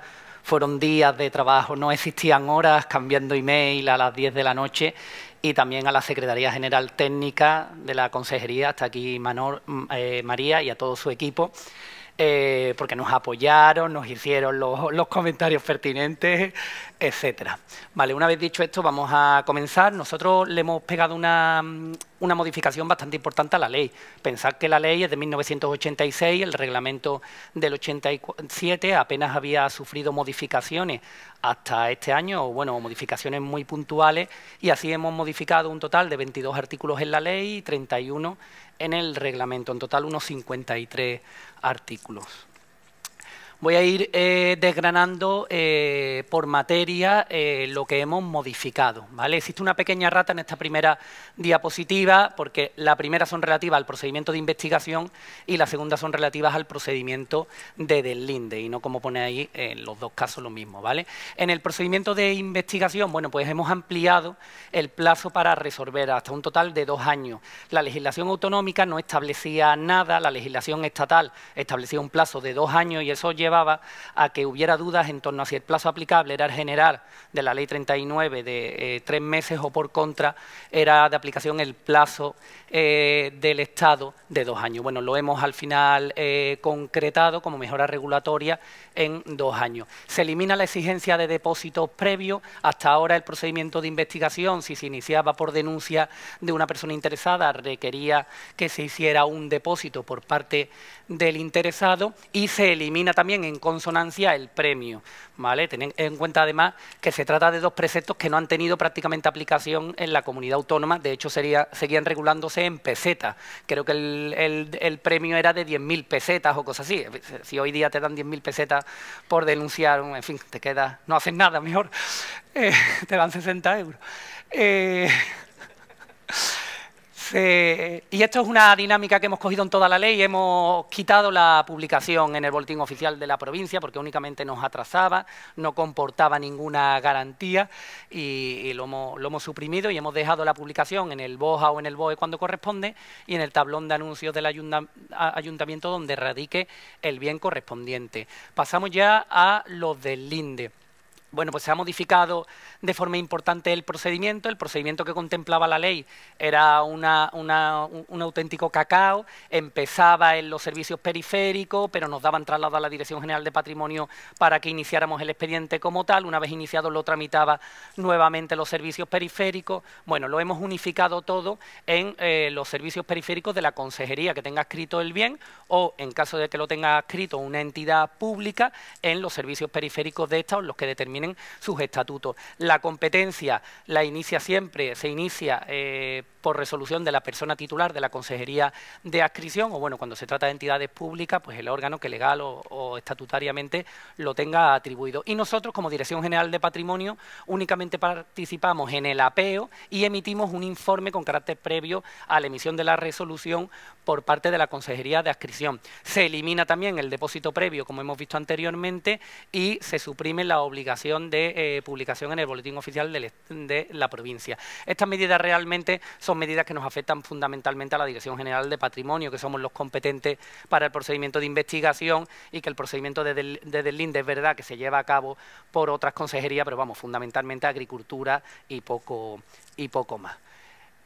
Estas sí que son quizás más interesantes para el resto de administración porque les afectan de forma horizontal. Por un lado, hemos establecido un nuevo sistema de uso de los bienes demaniales mediante una mera autorización. Hasta ahora, el artículo 32 de la ley disponía que todo uso de un bien demanial, todo uso privativo de un bien demanial requería una concesión administrativa. La concesión al final es un procedimiento, bueno, pues bastante complejo y que requiere una amplia tramitación. Hemos previsto la existencia de autorizaciones, como veremos a continuación. En primer lugar, una autorización que otorga la Consejería de Adscripción previo informe favorable de la Dirección General de Patrimonio cuando la ocupación que se realice sobre los bienes demaniales sea con instalaciones desmontables o bienes muebles, por un plazo inferior a 1 año y siempre que resulte compatible con el uso del bien demanial. Estos requisitos son de carácter cumulativo, es decir, se tienen que cumplir los 3. En esos casos, la Consejería,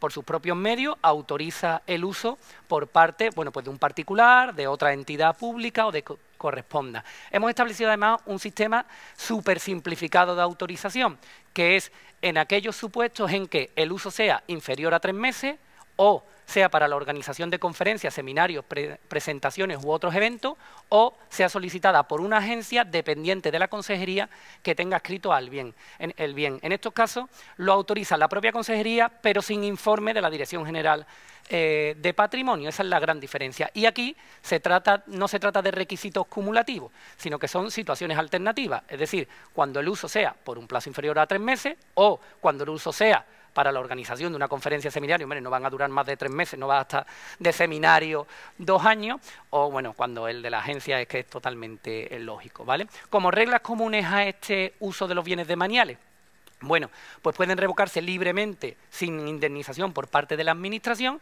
y pueden ser gratuitas cuando no conlleven una utilidad económica para quien usa el bien demanial, o si sí que comporta una utilidad económica, debe de prever la correspondiente contraprestación. Esto afecta fundamentalmente a cultura, en la que en los bienes culturales pues se desarrollan muchos seminarios, muchas exposiciones, y permanentemente nos estaban dando traslados para que informáramos favorablemente ese tipo de uso, con lo cual ahora lo hemos eliminado. En materia ya de concesiones demaniales, que es la otra modalidad de uso de los bienes demaniales que permitimos junto con la autorización que hemos visto anteriormente, hemos incorporado toda una serie de disposiciones de carácter básico que no estaban en nuestra legislación y que sí que nos comportaban determinados problemas en cuanto a la extensión de su aplicación, ¿vale? Hemos previsto supuestos de adjudicación directa, bueno, pues cuando se trate, cuando el concesionario sea una entidad del sector público, cuando sean entidades sin ánimo de lucro declaradas de utilidad pública, cuando sean una entidad distinta de las anteriores, pero para servicio público para fines generales. Bueno, en fin, como digo, se trata de normativa que está en la Ley 33/2003 y no requiere que nos detengamos con mayor profundidad. Tiene un plazo de 76, se amplía el plazo de duración a 75 años, hasta ahora era 50, y se incluyen las prohibiciones de contratar, remitiéndonos a la legislación de contratos del sector público. Eso en cuanto al uso de los bienes demaniales. La adquisición de los bienes y derechos se ubica en los bienes demaniales, dado que la ley parte de la idea de que la Administración solamente adquiere bienes demaniales, pues solamente adquiere para su uso público, no adquiere bienes patrimoniales per se. Entonces hemos incluido una serie de supuestos de adquisición directa, que son los siguientes. Bueno, cuando existan peculiaridades de la necesidad de satisfacer, limitaciones del mercado o urgencia, esto por ejemplo es en aquellos supuestos en que una consejería quiere adquirir un determinado bien y quiere adquirir ese bien, no quiere salir al mercado y que alguien le ofrezca un bien cualquiera. Cuando nos encontramos entre entidades del sector público, cuando se ha intentado la adquisición por el régimen de concurrencia y sin embargo ha quedado desierto, cuando se adquiere de un copropietario o cuando existe un derecho de adquisición preferente que permita a la Administración adquirir con primacía respecto de otras personas, ¿vale? Hemos modificado también la competencia para las adquisiciones a título lucrativo, es decir, las adquisiciones gratuitas. Anteriormente estábamos en las adquisiciones, bueno, la adquisición directa suele ser onerosa, ¿vale? En materia de inmuebles, la persona titular de la consejería competente en materia de patrimonio. Ya no es necesario subir siempre al Consejo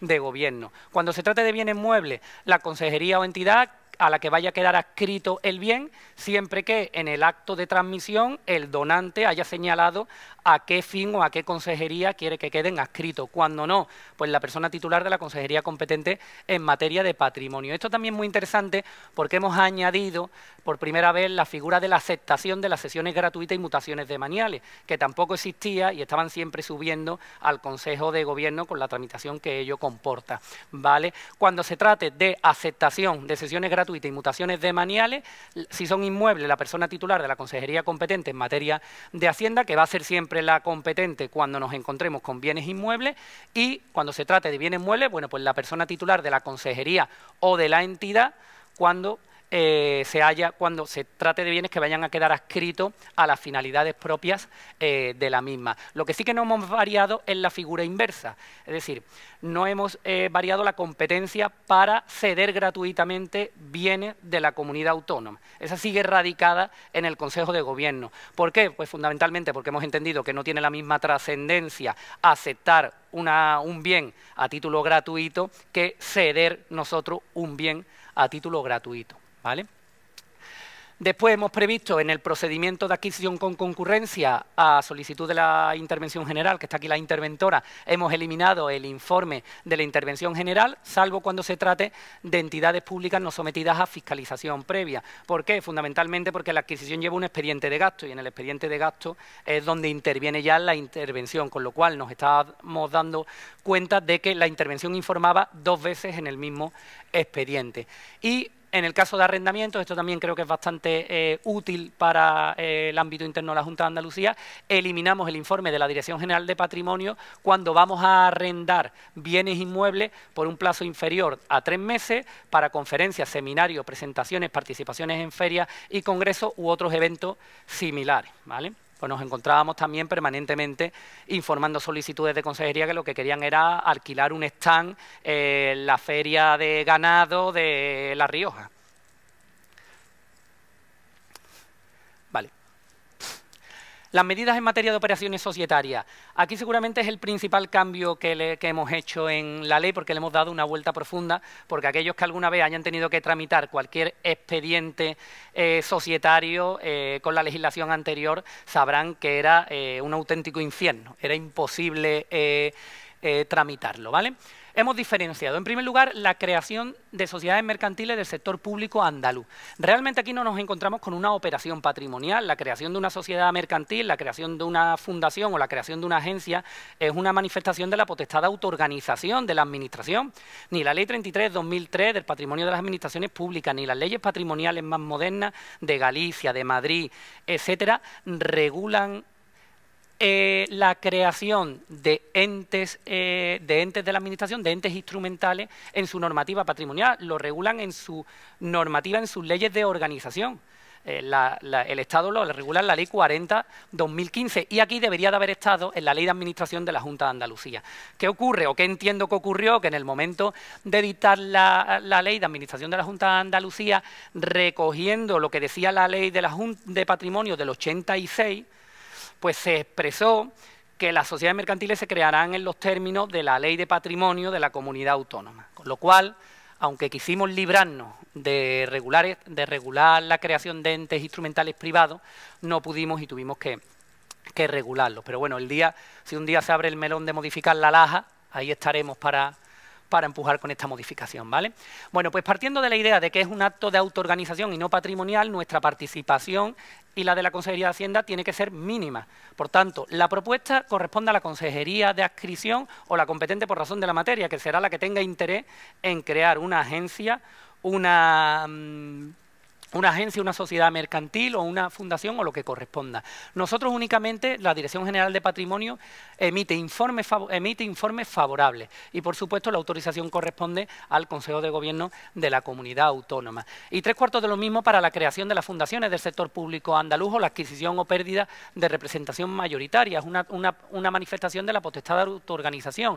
La autorización pues va a corresponder al Consejo de Gobierno en los términos de la normativa de fundaciones de Andalucía. Ahora bien, lo que sí hemos regulado de forma específica, porque sí es un acto patrimonial, es la aportación de bienes y derechos del patrimonio de la comunidad autónoma a estas fundaciones, ¿vale? Y entonces lo hemos regulado estableciendo la necesidad de que exista una autorización del Consejo de Gobierno a propuesta de la Consejería competente en materia de patrimonio, ¿vale? Una vez que hemos abandonado estas operaciones, vamos ya a lo que de verdad son operaciones patrimoniales stricto sensu. Por un lado, la adquisición y enajenación de acciones por parte de la Comunidad Autónoma de Andalucía, de las consejerías. ¿Vale? ¿Cómo se tramitan? Bueno, pues propuestas de la Consejería de Adscripción o competente por razón de la materia, que además conserva las competencias de autorización, compromiso de gasto y reconocimiento de obligaciones. En contra de lo que algunos centros directivos se creen porque nos llaman, no existe una bolsa en la Dirección General de Patrimonio para comprar. El presupuesto lo tiene que tener el centro directivo correspondiente y lo tiene que tener vinculado a la operación. Con esa propuesta, la tramitación la hacemos entera en la Dirección General de Patrimonio, que somos los que tramitamos todo el expediente de adquisición o enajenación de acciones, ¿vale? Y se resuelve por la persona titular de la consejería competente en materia de patrimonio. Como podéis ver, un procedimiento creo que bastante sencillo. Cuando nos encontramos con adquisición o enajenación de acciones por entidades públicas dependientes de la comunidad autónoma, es decir, por agencias administrativas, públicas empresariales o de régimen especial. ¿Cómo se tramita? Bueno, pues aquí lo tramita todo el órgano que legal o estatutariamente lo tenga establecido en su normativa interna. Únicamente participamos nosotros con informes favorables y lo resuelve la propia presidencia de la entidad, ¿vale? Y el último supuesto, la adquisición o enajenación de acciones por una sociedad mercantil participada por la comunidad autónoma. Hasta este momento la normativa patrimonial no lo regulaba y en base a la falta de regulación o a la regulación general, el Gabinete Jurídico de la Junta de Andalucía entendió que la tramitación era exactamente la misma que si adquiría una consejería o una agencia, lo cual, desde el punto de vista de la simplificación para nosotros, era muy gravosa. Es decir, decirle a Inturjoven qué acciones tiene que comprar o no, bueno, pues eso entra dentro para nosotros de la potestad de autoorganización y de la propia competencia pues de la sociedad anónima correspondiente. Por eso lo hemos modificado y entonces hemos puesto que se rige por el derecho privado. Se rigen por el derecho privado conforme a sus normativas internas y no requieren ningún tipo de autorización por parte de la Administración, salvo en los casos en que esa adquisición o esa enajenación comporte de forma directa o indirecta la entrada o salida en el sector público de Andalucía, ¿vale? En cuyo caso, además de informe favorable de la Dirección General de Patrimonio, requiere autorización del Consejo de Gobierno. Porque claro, no es lo mismo que Inturjoven compre una acción en otra entidad, bueno, que compre el 51% y la introduzca de forma indirecta en el sector público de Andalucía. También puede darse el supuesto, o se pueden dar los supuestos en los que no adquiriendo más del 51%, sin embargo, la participación de diversas sociedades mercantiles del sector público de Andalucía haga que el total sobrepase ese 51%, que hace que sean de aplicación todo el control económico financiero de la Junta de Andalucía. Bueno, seguimos con las operaciones societarias, porque además hemos establecido, bueno, pues una serie de normas comunes para tanto la adquisición como enajenación de acciones, como normas específicas de adquisición y enajenaciones. En cuanto a las normas comunes en uno y otro caso, bueno, pues ya lo hemos visto anteriormente. Cuando se adquiera o se pierda la condición de partícipe mayoritario, o sea, cuando se pase a sector público de Andalucía o se salga del mismo, directo o indirectamente, autorización del Consejo de Gobierno, ¿vale? Cuando además los actos impliquen la creación, alteración o supresión de entidades instrumentales, se requiere informe de la Dirección General de Presupuesto, porque así lo determina el artículo 50 de la LAJA, ¿vale? Y el valor, porque claro, ¿cuál es el valor de la acción que yo estoy vendiendo o comprando? Bueno, pues aquí, como regla general, se admiten cualquier método comúnmente aceptado en el mercado, salvo cuando la acción cotice. Si la acción cotiza, hay que ir a la bolsa correspondiente el día en que se vaya a producir la enajenación, salvo que los informes de los servicios técnicos correspondientes determinen un valor diferente. ¿Por qué existe esta última coletilla?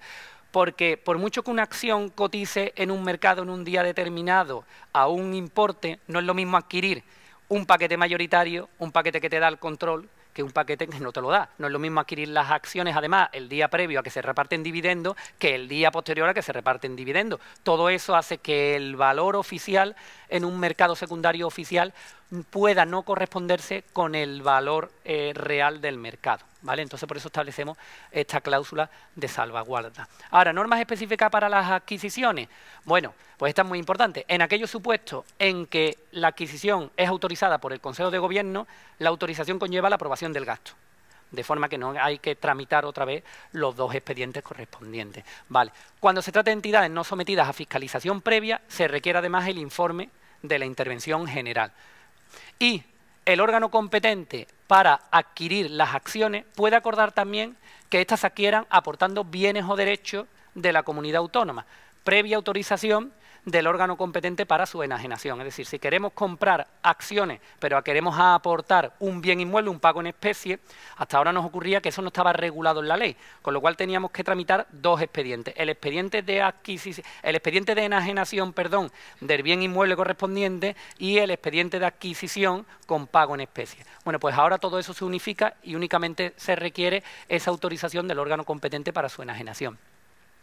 En cuanto a las enajenaciones, que pueden producirse mediante subasta o mediante concurso, y que cabe también la enajenación directa en determinados supuestos particulares. Bueno, pues cuando los estatutos así lo establecen, los estatutos te establecen limitaciones a la libre disponibilidad, a la libre transmisión de las acciones o participaciones sociales, cuando existe un derecho de adquisición preferente, cuando se enajenan dentro del sector público, cuando ha quedado desierta previamente, o cuando se realiza a favor de la propiedad, es decir, cuando se produce una situación de autocartera en la que la sociedad se autoadquiere sus acciones. Vale, hasta ahí en cuanto a operaciones societarias. Nos quedan ya dos elementos más, ¿vale? Ahora nos vamos a los bienes patrimoniales. Ya nos encontramos en el mundo de bienes de carácter patrimonial. Hemos modificado la competencia para la enajenación. Por un lado, si se trata de inmuebles, hasta 20 millones de euros, la Consejería competente en materia de patrimonio, y más de 20 millones de euros, autorización del Consejo de Gobierno. Hemos modificado también la competencia en materia de muebles, hasta 10 millones de euros, la Consejería de Adscripción, más de 10 millones de euros, el Consejo de Gobierno. Hemos establecido nuevas modalidades de enajenación.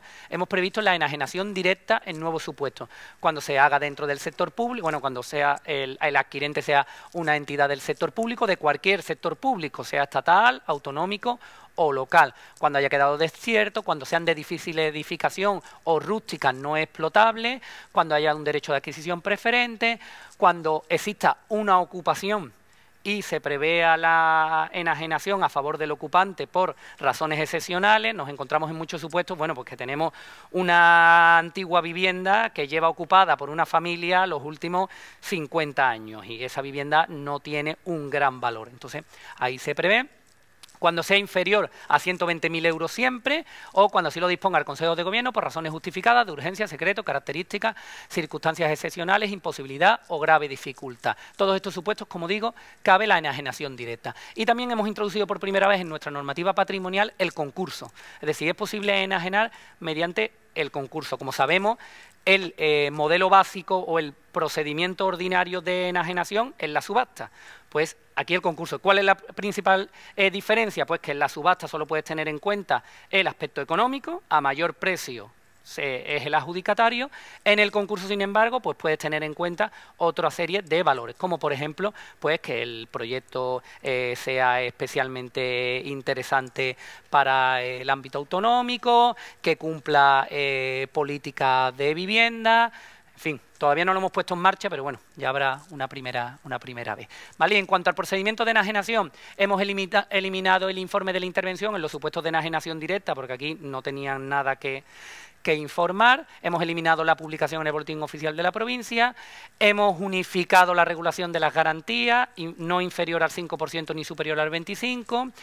Hemos previsto aquí, bueno, que la presidencia de las mesas de contratación de bienes muebles esté presidida por el centro directivo, bueno, por la persona titular de la Secretaría General Técnica o Delegación Territorial de la Consejería de Adscripción, y hemos elevado de 2 a 10 años la posibilidad de pago de cantidades aplazadas en el caso de enajenaciones. Existían muchos interesados en al final la administración autonómica, o por lo menos las subastas que hace la Dirección General de Patrimonio, son de importes importantes. No estamos enajenando pequeños inmuebles, pues pueden ser inmuebles de 10, 15, 20 millones de euros. En ese caso, en muchas ocasiones, los inversores nos plantean el aplazar y nos encontramos con una importante limitación en los 2 años, ¿vale?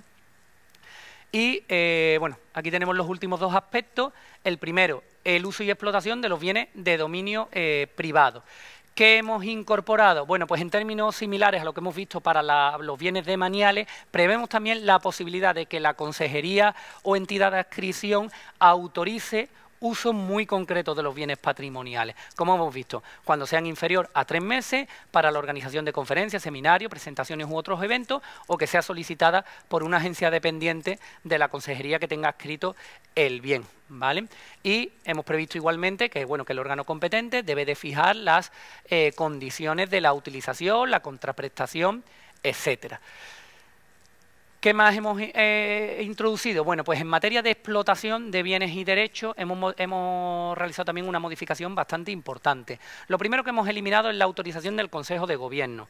Hasta ahora se preveía que cualquier explotación de un bien patrimonial tenía que ser dispuesta por el Consejo de Gobierno. Es decir, si querías arrendar una pequeña finca para que pusieran placas fotovoltaicas, tenías que elevarlo al Consejo de Gobierno, lo cual no tenía ningún sentido, ¿vale? ¿Qué hemos previsto? Que sea que la competencia corresponda, si son bienes inmuebles, a la consejería que tiene adscrito el bien, sea un bien mueble o un bien inmueble, previa autorización de la consejería competente en materia de patrimonio. ¿Cuál es la interpretación que damos a este precepto? Porque puede parecer Problemático, porque en principio la explotación de un bien inmueble patrimonial correspondería por naturaleza a la Dirección General de Patrimonio. Bueno, pues hemos abierto más y hemos permitido que sean los distintos centros directivos los que lo exploten. Y como digo, la interpretación que le damos en la Dirección General de Patrimonio es la siguiente, que esa explotación por parte de un centro directivo distinto del que hace la Dirección General de Patrimonio es en aquellos supuestos en que la explotación está relacionada con las competencias propias del centro directivo. Es decir, yo tengo un antiguo hospital, se me queda vacío y lo quiero alquilar como centro sanitario. En ese caso, la consejería competente en materia de salud tiene la capacidad de explotarlo, de arrendar, de, por ejemplo, hacer un arrendamiento. Ahora bien, cuando la consejería competente, en este caso la consejería competente en materia de salud, considera que ya no quiere tener ese inmueble en el ámbito de sus competencias, sino que quiere que lo explote la comunidad autónoma en los términos que correspondan, es decir, que sea bien sea un hotel, sea unas pistas de pádel, sea lo que corresponda, es entonces cuando lo que entra es la declaración de innecesariedad, pasa a la Dirección General de Patrimonio y entonces nosotros podemos explotarlo como cualquier otro bien inmueble. Y hemos introducido también una posibilidad, una fórmula de autoorganización en la explotación de los bienes patrimoniales, que es posible, hemos previsto que es posible encomendar la explotación directa de un bien o un derecho patrimonial a una entidad pública o a una sociedad mercantil del sector público andaluz. Es decir, ya la explotación no se limita exclusivamente a los medios externos, sino también a los medios internos. Y con esto fundamentalmente hemos terminado, porque el último punto, que es la inscripción de los bienes y derechos de la comunidad autónoma, es una competencia propia nuestra y bueno, hemos eliminado el informe del gabinete jurídico, salvo en los supuestos que lo preveía el 206 de la ley hipotecaria, que son los supuestos de inmatriculación. Hemos simplificado todo lo que hemos podido. Y con esto nada, daros muchas gracias por vuestro tiempo.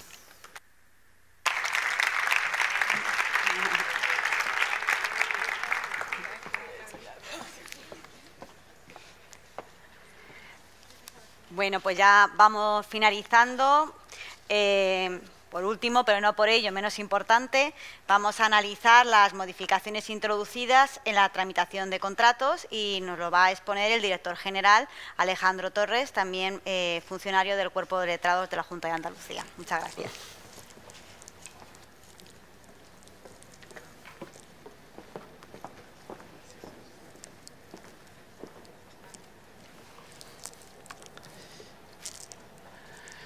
Bueno, pues en primer lugar sumarme a los agradecimientos a la Dirección General de Simplificación, Cristina, y a todo tu equipo, porque realmente esta labor de radiografiar la gestión en la Junta de Andalucía es digna de aplauso, ¿no? Y lo más importante es que nos queda mucho por mejorar. Eso pone de manifiesto que vuestro trabajo sigue siendo activo y, por lo tanto, felicito, ¿no? Agradecer también al equipo de mi consejería, la Consejería de Economía, Hacienda y Fondos Europeos, personal de viceconsejería, de la SGT, que en la gestación de la parte que nos correspondía de este decreto ley, pues nos ha ayudado a los centros proponentes muchísimo. Gracias por vuestro rigor, por ese lustre que dais a las normas que proponemos. Y por último, agradecer a mi excelente equipo, algunos de cuyos miembros están aquí, fundamentalmente por vuestra alegría. La alegría es muy importante. ¿Me permitís una pequeña anécdota? Yo, o sea, participar en la gestión de lo público al nivel de dirección es algo muy sacrificado, ¿no? Entonces, y además pienso que tiene que tener una duración limitada en el tiempo. Eso es una opinión personal. Entonces, cuando entré en esto, le pregunté a un amigo que había estado en las mismas y cuya identidad no voy a revelar, que cuándo se dio el cuenta que tenía que dejarlo. Pongamos que mi amigo se llama Manolo. Yo le dije, Manolo, ¿tú cuándo te diste cuenta que esto había que dejarlo? Y dice, yo lo tuve muy claro una noche que estaba cenando con mi señora y le estaba contando no sé qué rollo del trabajo, se quedó así mirándome y dijo, Manolo, te estás volviendo un triste. Entonces, ahí es cuando yo me di cuenta que tenía que alejarlo. Por lo tanto, la alegría es muy importante. Mi gente viene a trabajar, yo creo, muy contenta. La alegría trae motivación, trae positividad, amplitud de miras, por lo tanto, visión. Y esa alegría me la ha transmitido, por lo cual os animo a que sigáis en esa senda. Bueno, vamos a hablar ya de nuestro libro, que es la simplificación en el decreto 3/2024 en el ámbito de competencias que nos corresponde a nosotros, la contratación pública. Se trataba, en definitiva, de traer todos esos principios a la contratación, algo tan complejo como la contratación pública. De entrada, contamos con un escollo, que es el hecho, la circunstancia de que la normativa que regula la contratación en España, toda vez que es transposición de una directiva comunitaria, está trufada de normas que tienen carácter básico. Entonces, cuando queremos proponer mejoras regulatorias, nos encontramos muy constreñidos por normas que son de carácter básico y que, por lo tanto, debemos respetar. Con todo, quiero poner de relieve que las medidas que hemos traído a este último decreto ley hay que verlas en conjunto con las que ya se han acometido a propuesta de la Dirección competente en materia de coordinación de la contratación anteriormente. Fundamentalmente, voy a señalar 3 hitos normativos. El primero de ellos, el decreto ley 13/2020, que en plena pandemia, el 18 de mayo creo que se aprueba de 2020, instauró el sistema de información de relaciones electrónicas en materia de contratación, SIREC. En medio, cuando estábamos confinados en casa, empezamos a tramitar por primera vez en la Junta de Andalucía procedimientos de licitación por medios electrónicos y establecer comunicaciones con los licitadores por esos medios. Yo creo que fue un hito trascendental. A día de hoy, más del 95% de las licitaciones que se hacen en el sector público andaluz se hace a través de SIREC, con un nivel de satisfacción yo creo que muy alto, además está en continua evolución. Así que ese fue el primer hito. En segundo lugar, y muy importante, el decreto ley 3/2021, que crea además la Dirección General de Contratación y llevó, creo recordar, que 16 medidas de simplificación en el ámbito de la contratación pública. La excepción del trámite de autorización de Consejo de Gobierno para la aprobación de expedientes de contratación de más de 3 millones de euros,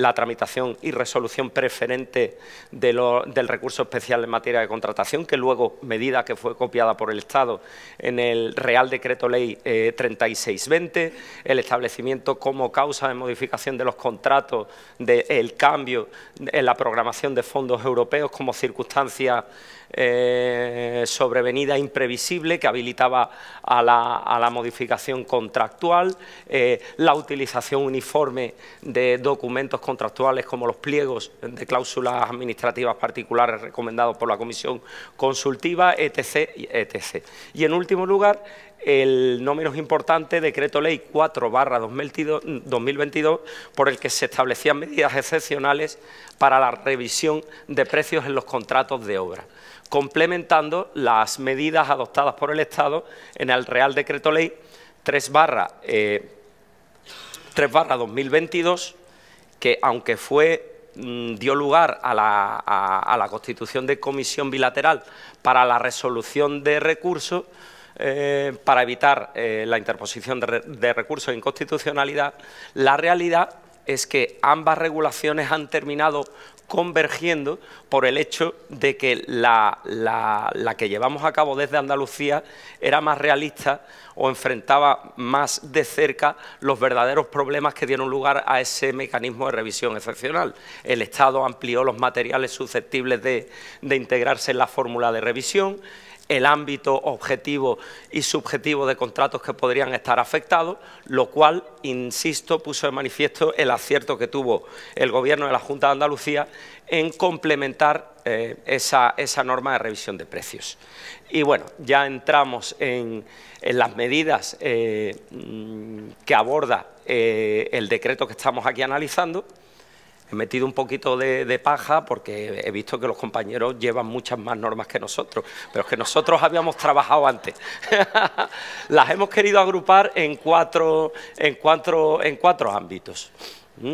El primero, como veis ahí, va en línea con lo establecido en el Decreto Ley 3/2021, son medidas que se orientan a agilizar el impulso de la recuperación, y lo que hicimos es modificar el Decreto Ley 3/2021 para toda esa batería de medidas a las que ya he hecho referencia puedan aplicarse no solo a contratos financiados con fondos europeos, sino también a contratos autofinanciados, siempre que su objeto se oriente a dar soporte, asistencia técnica, apoyo o esté vinculado a la ejecución de fondos europeos.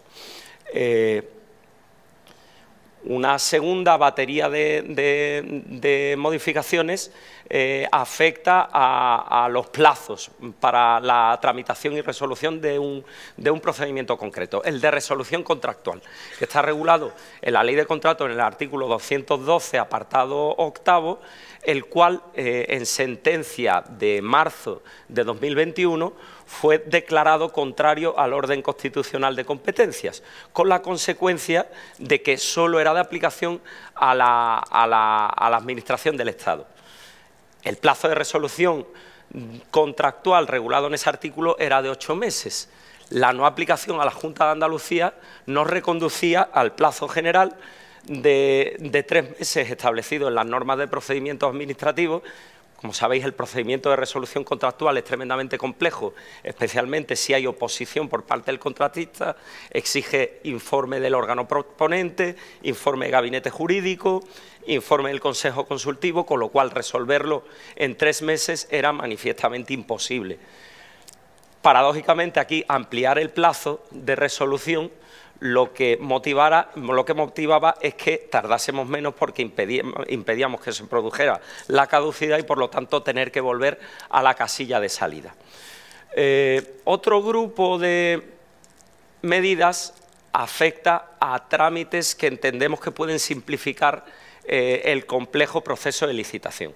Ahí lo que hemos hecho es modificar nuestro decreto 39/2011 por el que se establece la organización de la contratación en la Junta de Andalucía y tenemos 4 medidas.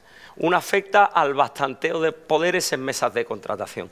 Como sabéis, uno de los documentos que tienen que presentar los licitadores que son propuestos adjudicatarios antes de la adjudicación y formalización del contrato es la diligencia emitida por el funcionario o empleado público que tiene las competencias de asesoramiento en derecho, diligencia que acredite que esa persona física tiene facultades suficientes para obligar a la empresa en cuyo nombre actúa.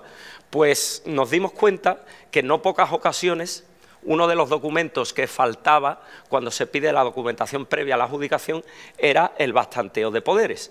En el Decreto Ley 3/2021 ya dimos un giro de tuerca y permitimos que en el ámbito del sector público andaluz ese bastanteo fuera emitido no solo, o sea, que fuera válido no solo el bastanteo del gabinete jurídico de la Junta de Andalucía, sino el emitido por los letrados de otras administraciones territoriales, otras comunidades autónomas, la estatal, diputaciones provinciales o incluso entidades locales. Damos un paso más y nos dimos cuenta de que esa circunstancia, es decir, que no estuviera el bastanteo, lo que provocaba es que tuviéramos que suspender para requerir de subsanación, con la consecuencia de que el bastanteo tiene un procedimiento que es paralelo, pero es específico, que permite al letrado emitirlo en el plazo de 10 días. Con lo cual, entre que se emite el bastanteo y se vuelva a convocar la mesa, pues se nos iba una media de 15-20 días. Y nos dimos cuenta que el señor o la señora que hace el bastanteo normalmente compone la mesa de contratación. Entonces, lo que hicimos es llevar una norma a algo que habitualmente se producía en la práctica, que es que el bastanteo se emitiera en el acto de celebración de la mesa en la que se requería la documentación previa a la adjudicación. En segundo lugar, hemos introducido lo que denominamos procedimiento menor simplificado para contratos menores de menos de 5.000, que tengan un precio inferior a 5.000 euros. Siempre que se trate de contratos no financiados, contratos menores no financiados con fondos europeos. Los fondos europeos tienen sus reglas de comunicación y publicación, por lo tanto, era incompatible su tramitación a través del procedimiento simplificado que hemos implementado. Y el segundo requisito que exigimos es que el pago sea único. Para este tipo de contratos, ya la Ley de Contratos del Sector Público, en el artículo 118.3, dice que no será necesario el informe de necesidad de la contratación y el informe que ponga de manifiesto que no se está alterando su objeto para evitar los umbrales que exigen promover la concurrencia. Pero nosotros, ¿qué es lo que hemos avanzado? Que para la tramitación de los mismos será suficiente la presentación de factura o documento equivalente y la conformidad de la prestación. ¿Qué permite esto? No tener que utilizar el tramitador, el gestor de expedientes de contratación. Estamos trabajando con los centros directivos afectados cómo vamos a hacer la validación rápida de este procedimiento simplificado, pero entendemos, por poner un ejemplo, en el ámbito sanitario, el año pasado creo que se tramitaron más de 1 millón de contratos menores de menos de 5.000 euros, que si los tenemos que tramitar a través de ERIG 3, exigen la cumplimentación de un montón de campos, validaciones, por lo tanto, la reducción de horas de trabajo para los gestores que tengan que adjudicarlos, pues va a ser sensible. La tercera medida, en el ámbito de la reducción de trámites, afecta a la constitución de garantías mediante retención de precio. Como sabéis, es una de las modalidades de prestación de garantía definitiva que admite la ley. Lo que hemos hecho es establecer el carácter voluntario de la constitución de la garantía mediante retención de precio por parte del licitador, de tal manera que si éste lo pide, la Administración está obligada a aceptarla. ¿Qué se evita? Pues, en primer lugar, que las empresas, los operadores económicos, incurran en los gastos financieros que supone la constitución de avales o garantías constituidas a través de entidades de crédito y, por otro lado, el también trámite alternativo o paralelo que supone llevar a la caja de depósitos de la Junta de Andalucía esas garantías para que sea constituida, ¿no? Entonces, yo creo que la fuerza simplificadora de esa medida también va a ser grande.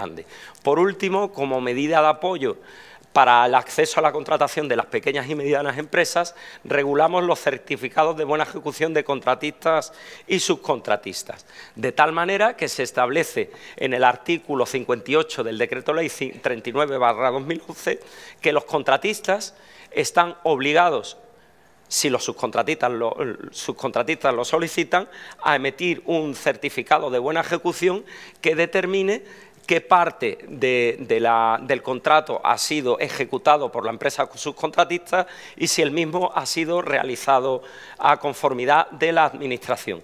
Se añade en el artículo que estos certificados de buena ejecución podrán ser utilizados como medios para acreditar solvencia profesional o técnica. Otra batería de medidas, por último, afecta a la eficiencia y, en concreto, al funcionamiento del Tribunal Administrativo de Recursos Contractuales de Andalucía, cuyo trabajo en términos de recursos resueltos se ha ampliado de manera exponencial como consecuencia fundamentalmente de la irrupción de los fondos europeos.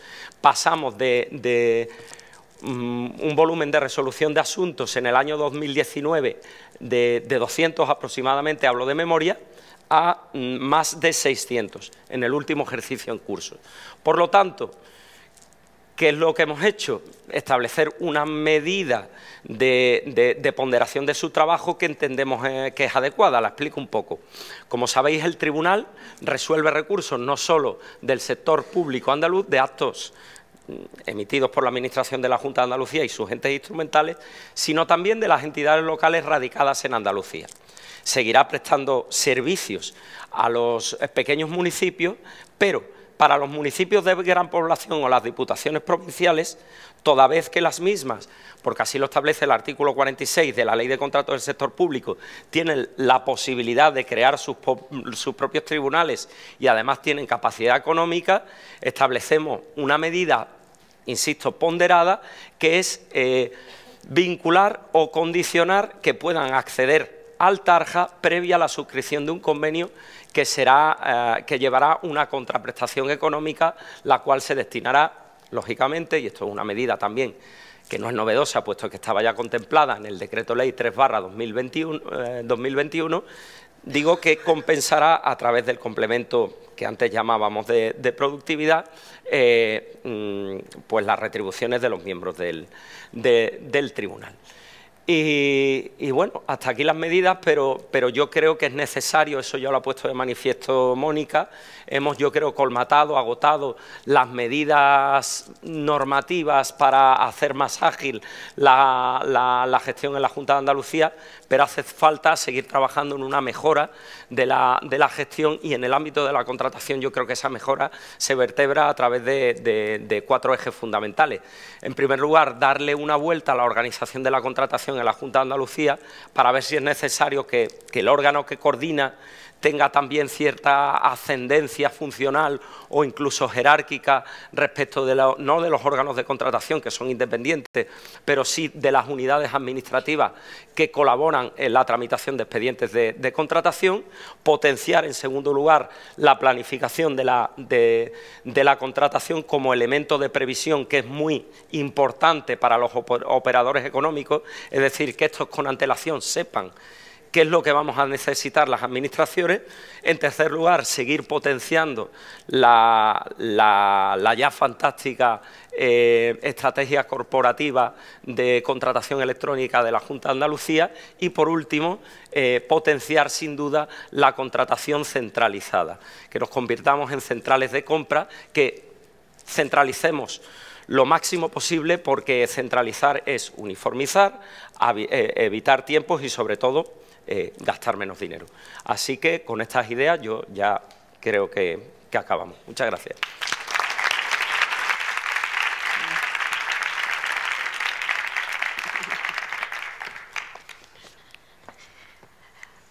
Pues ya para finalizar esta mesa, no sé si hay alguna pregunta del público. Tenemos por aquí un micrófono que le podemos pasar.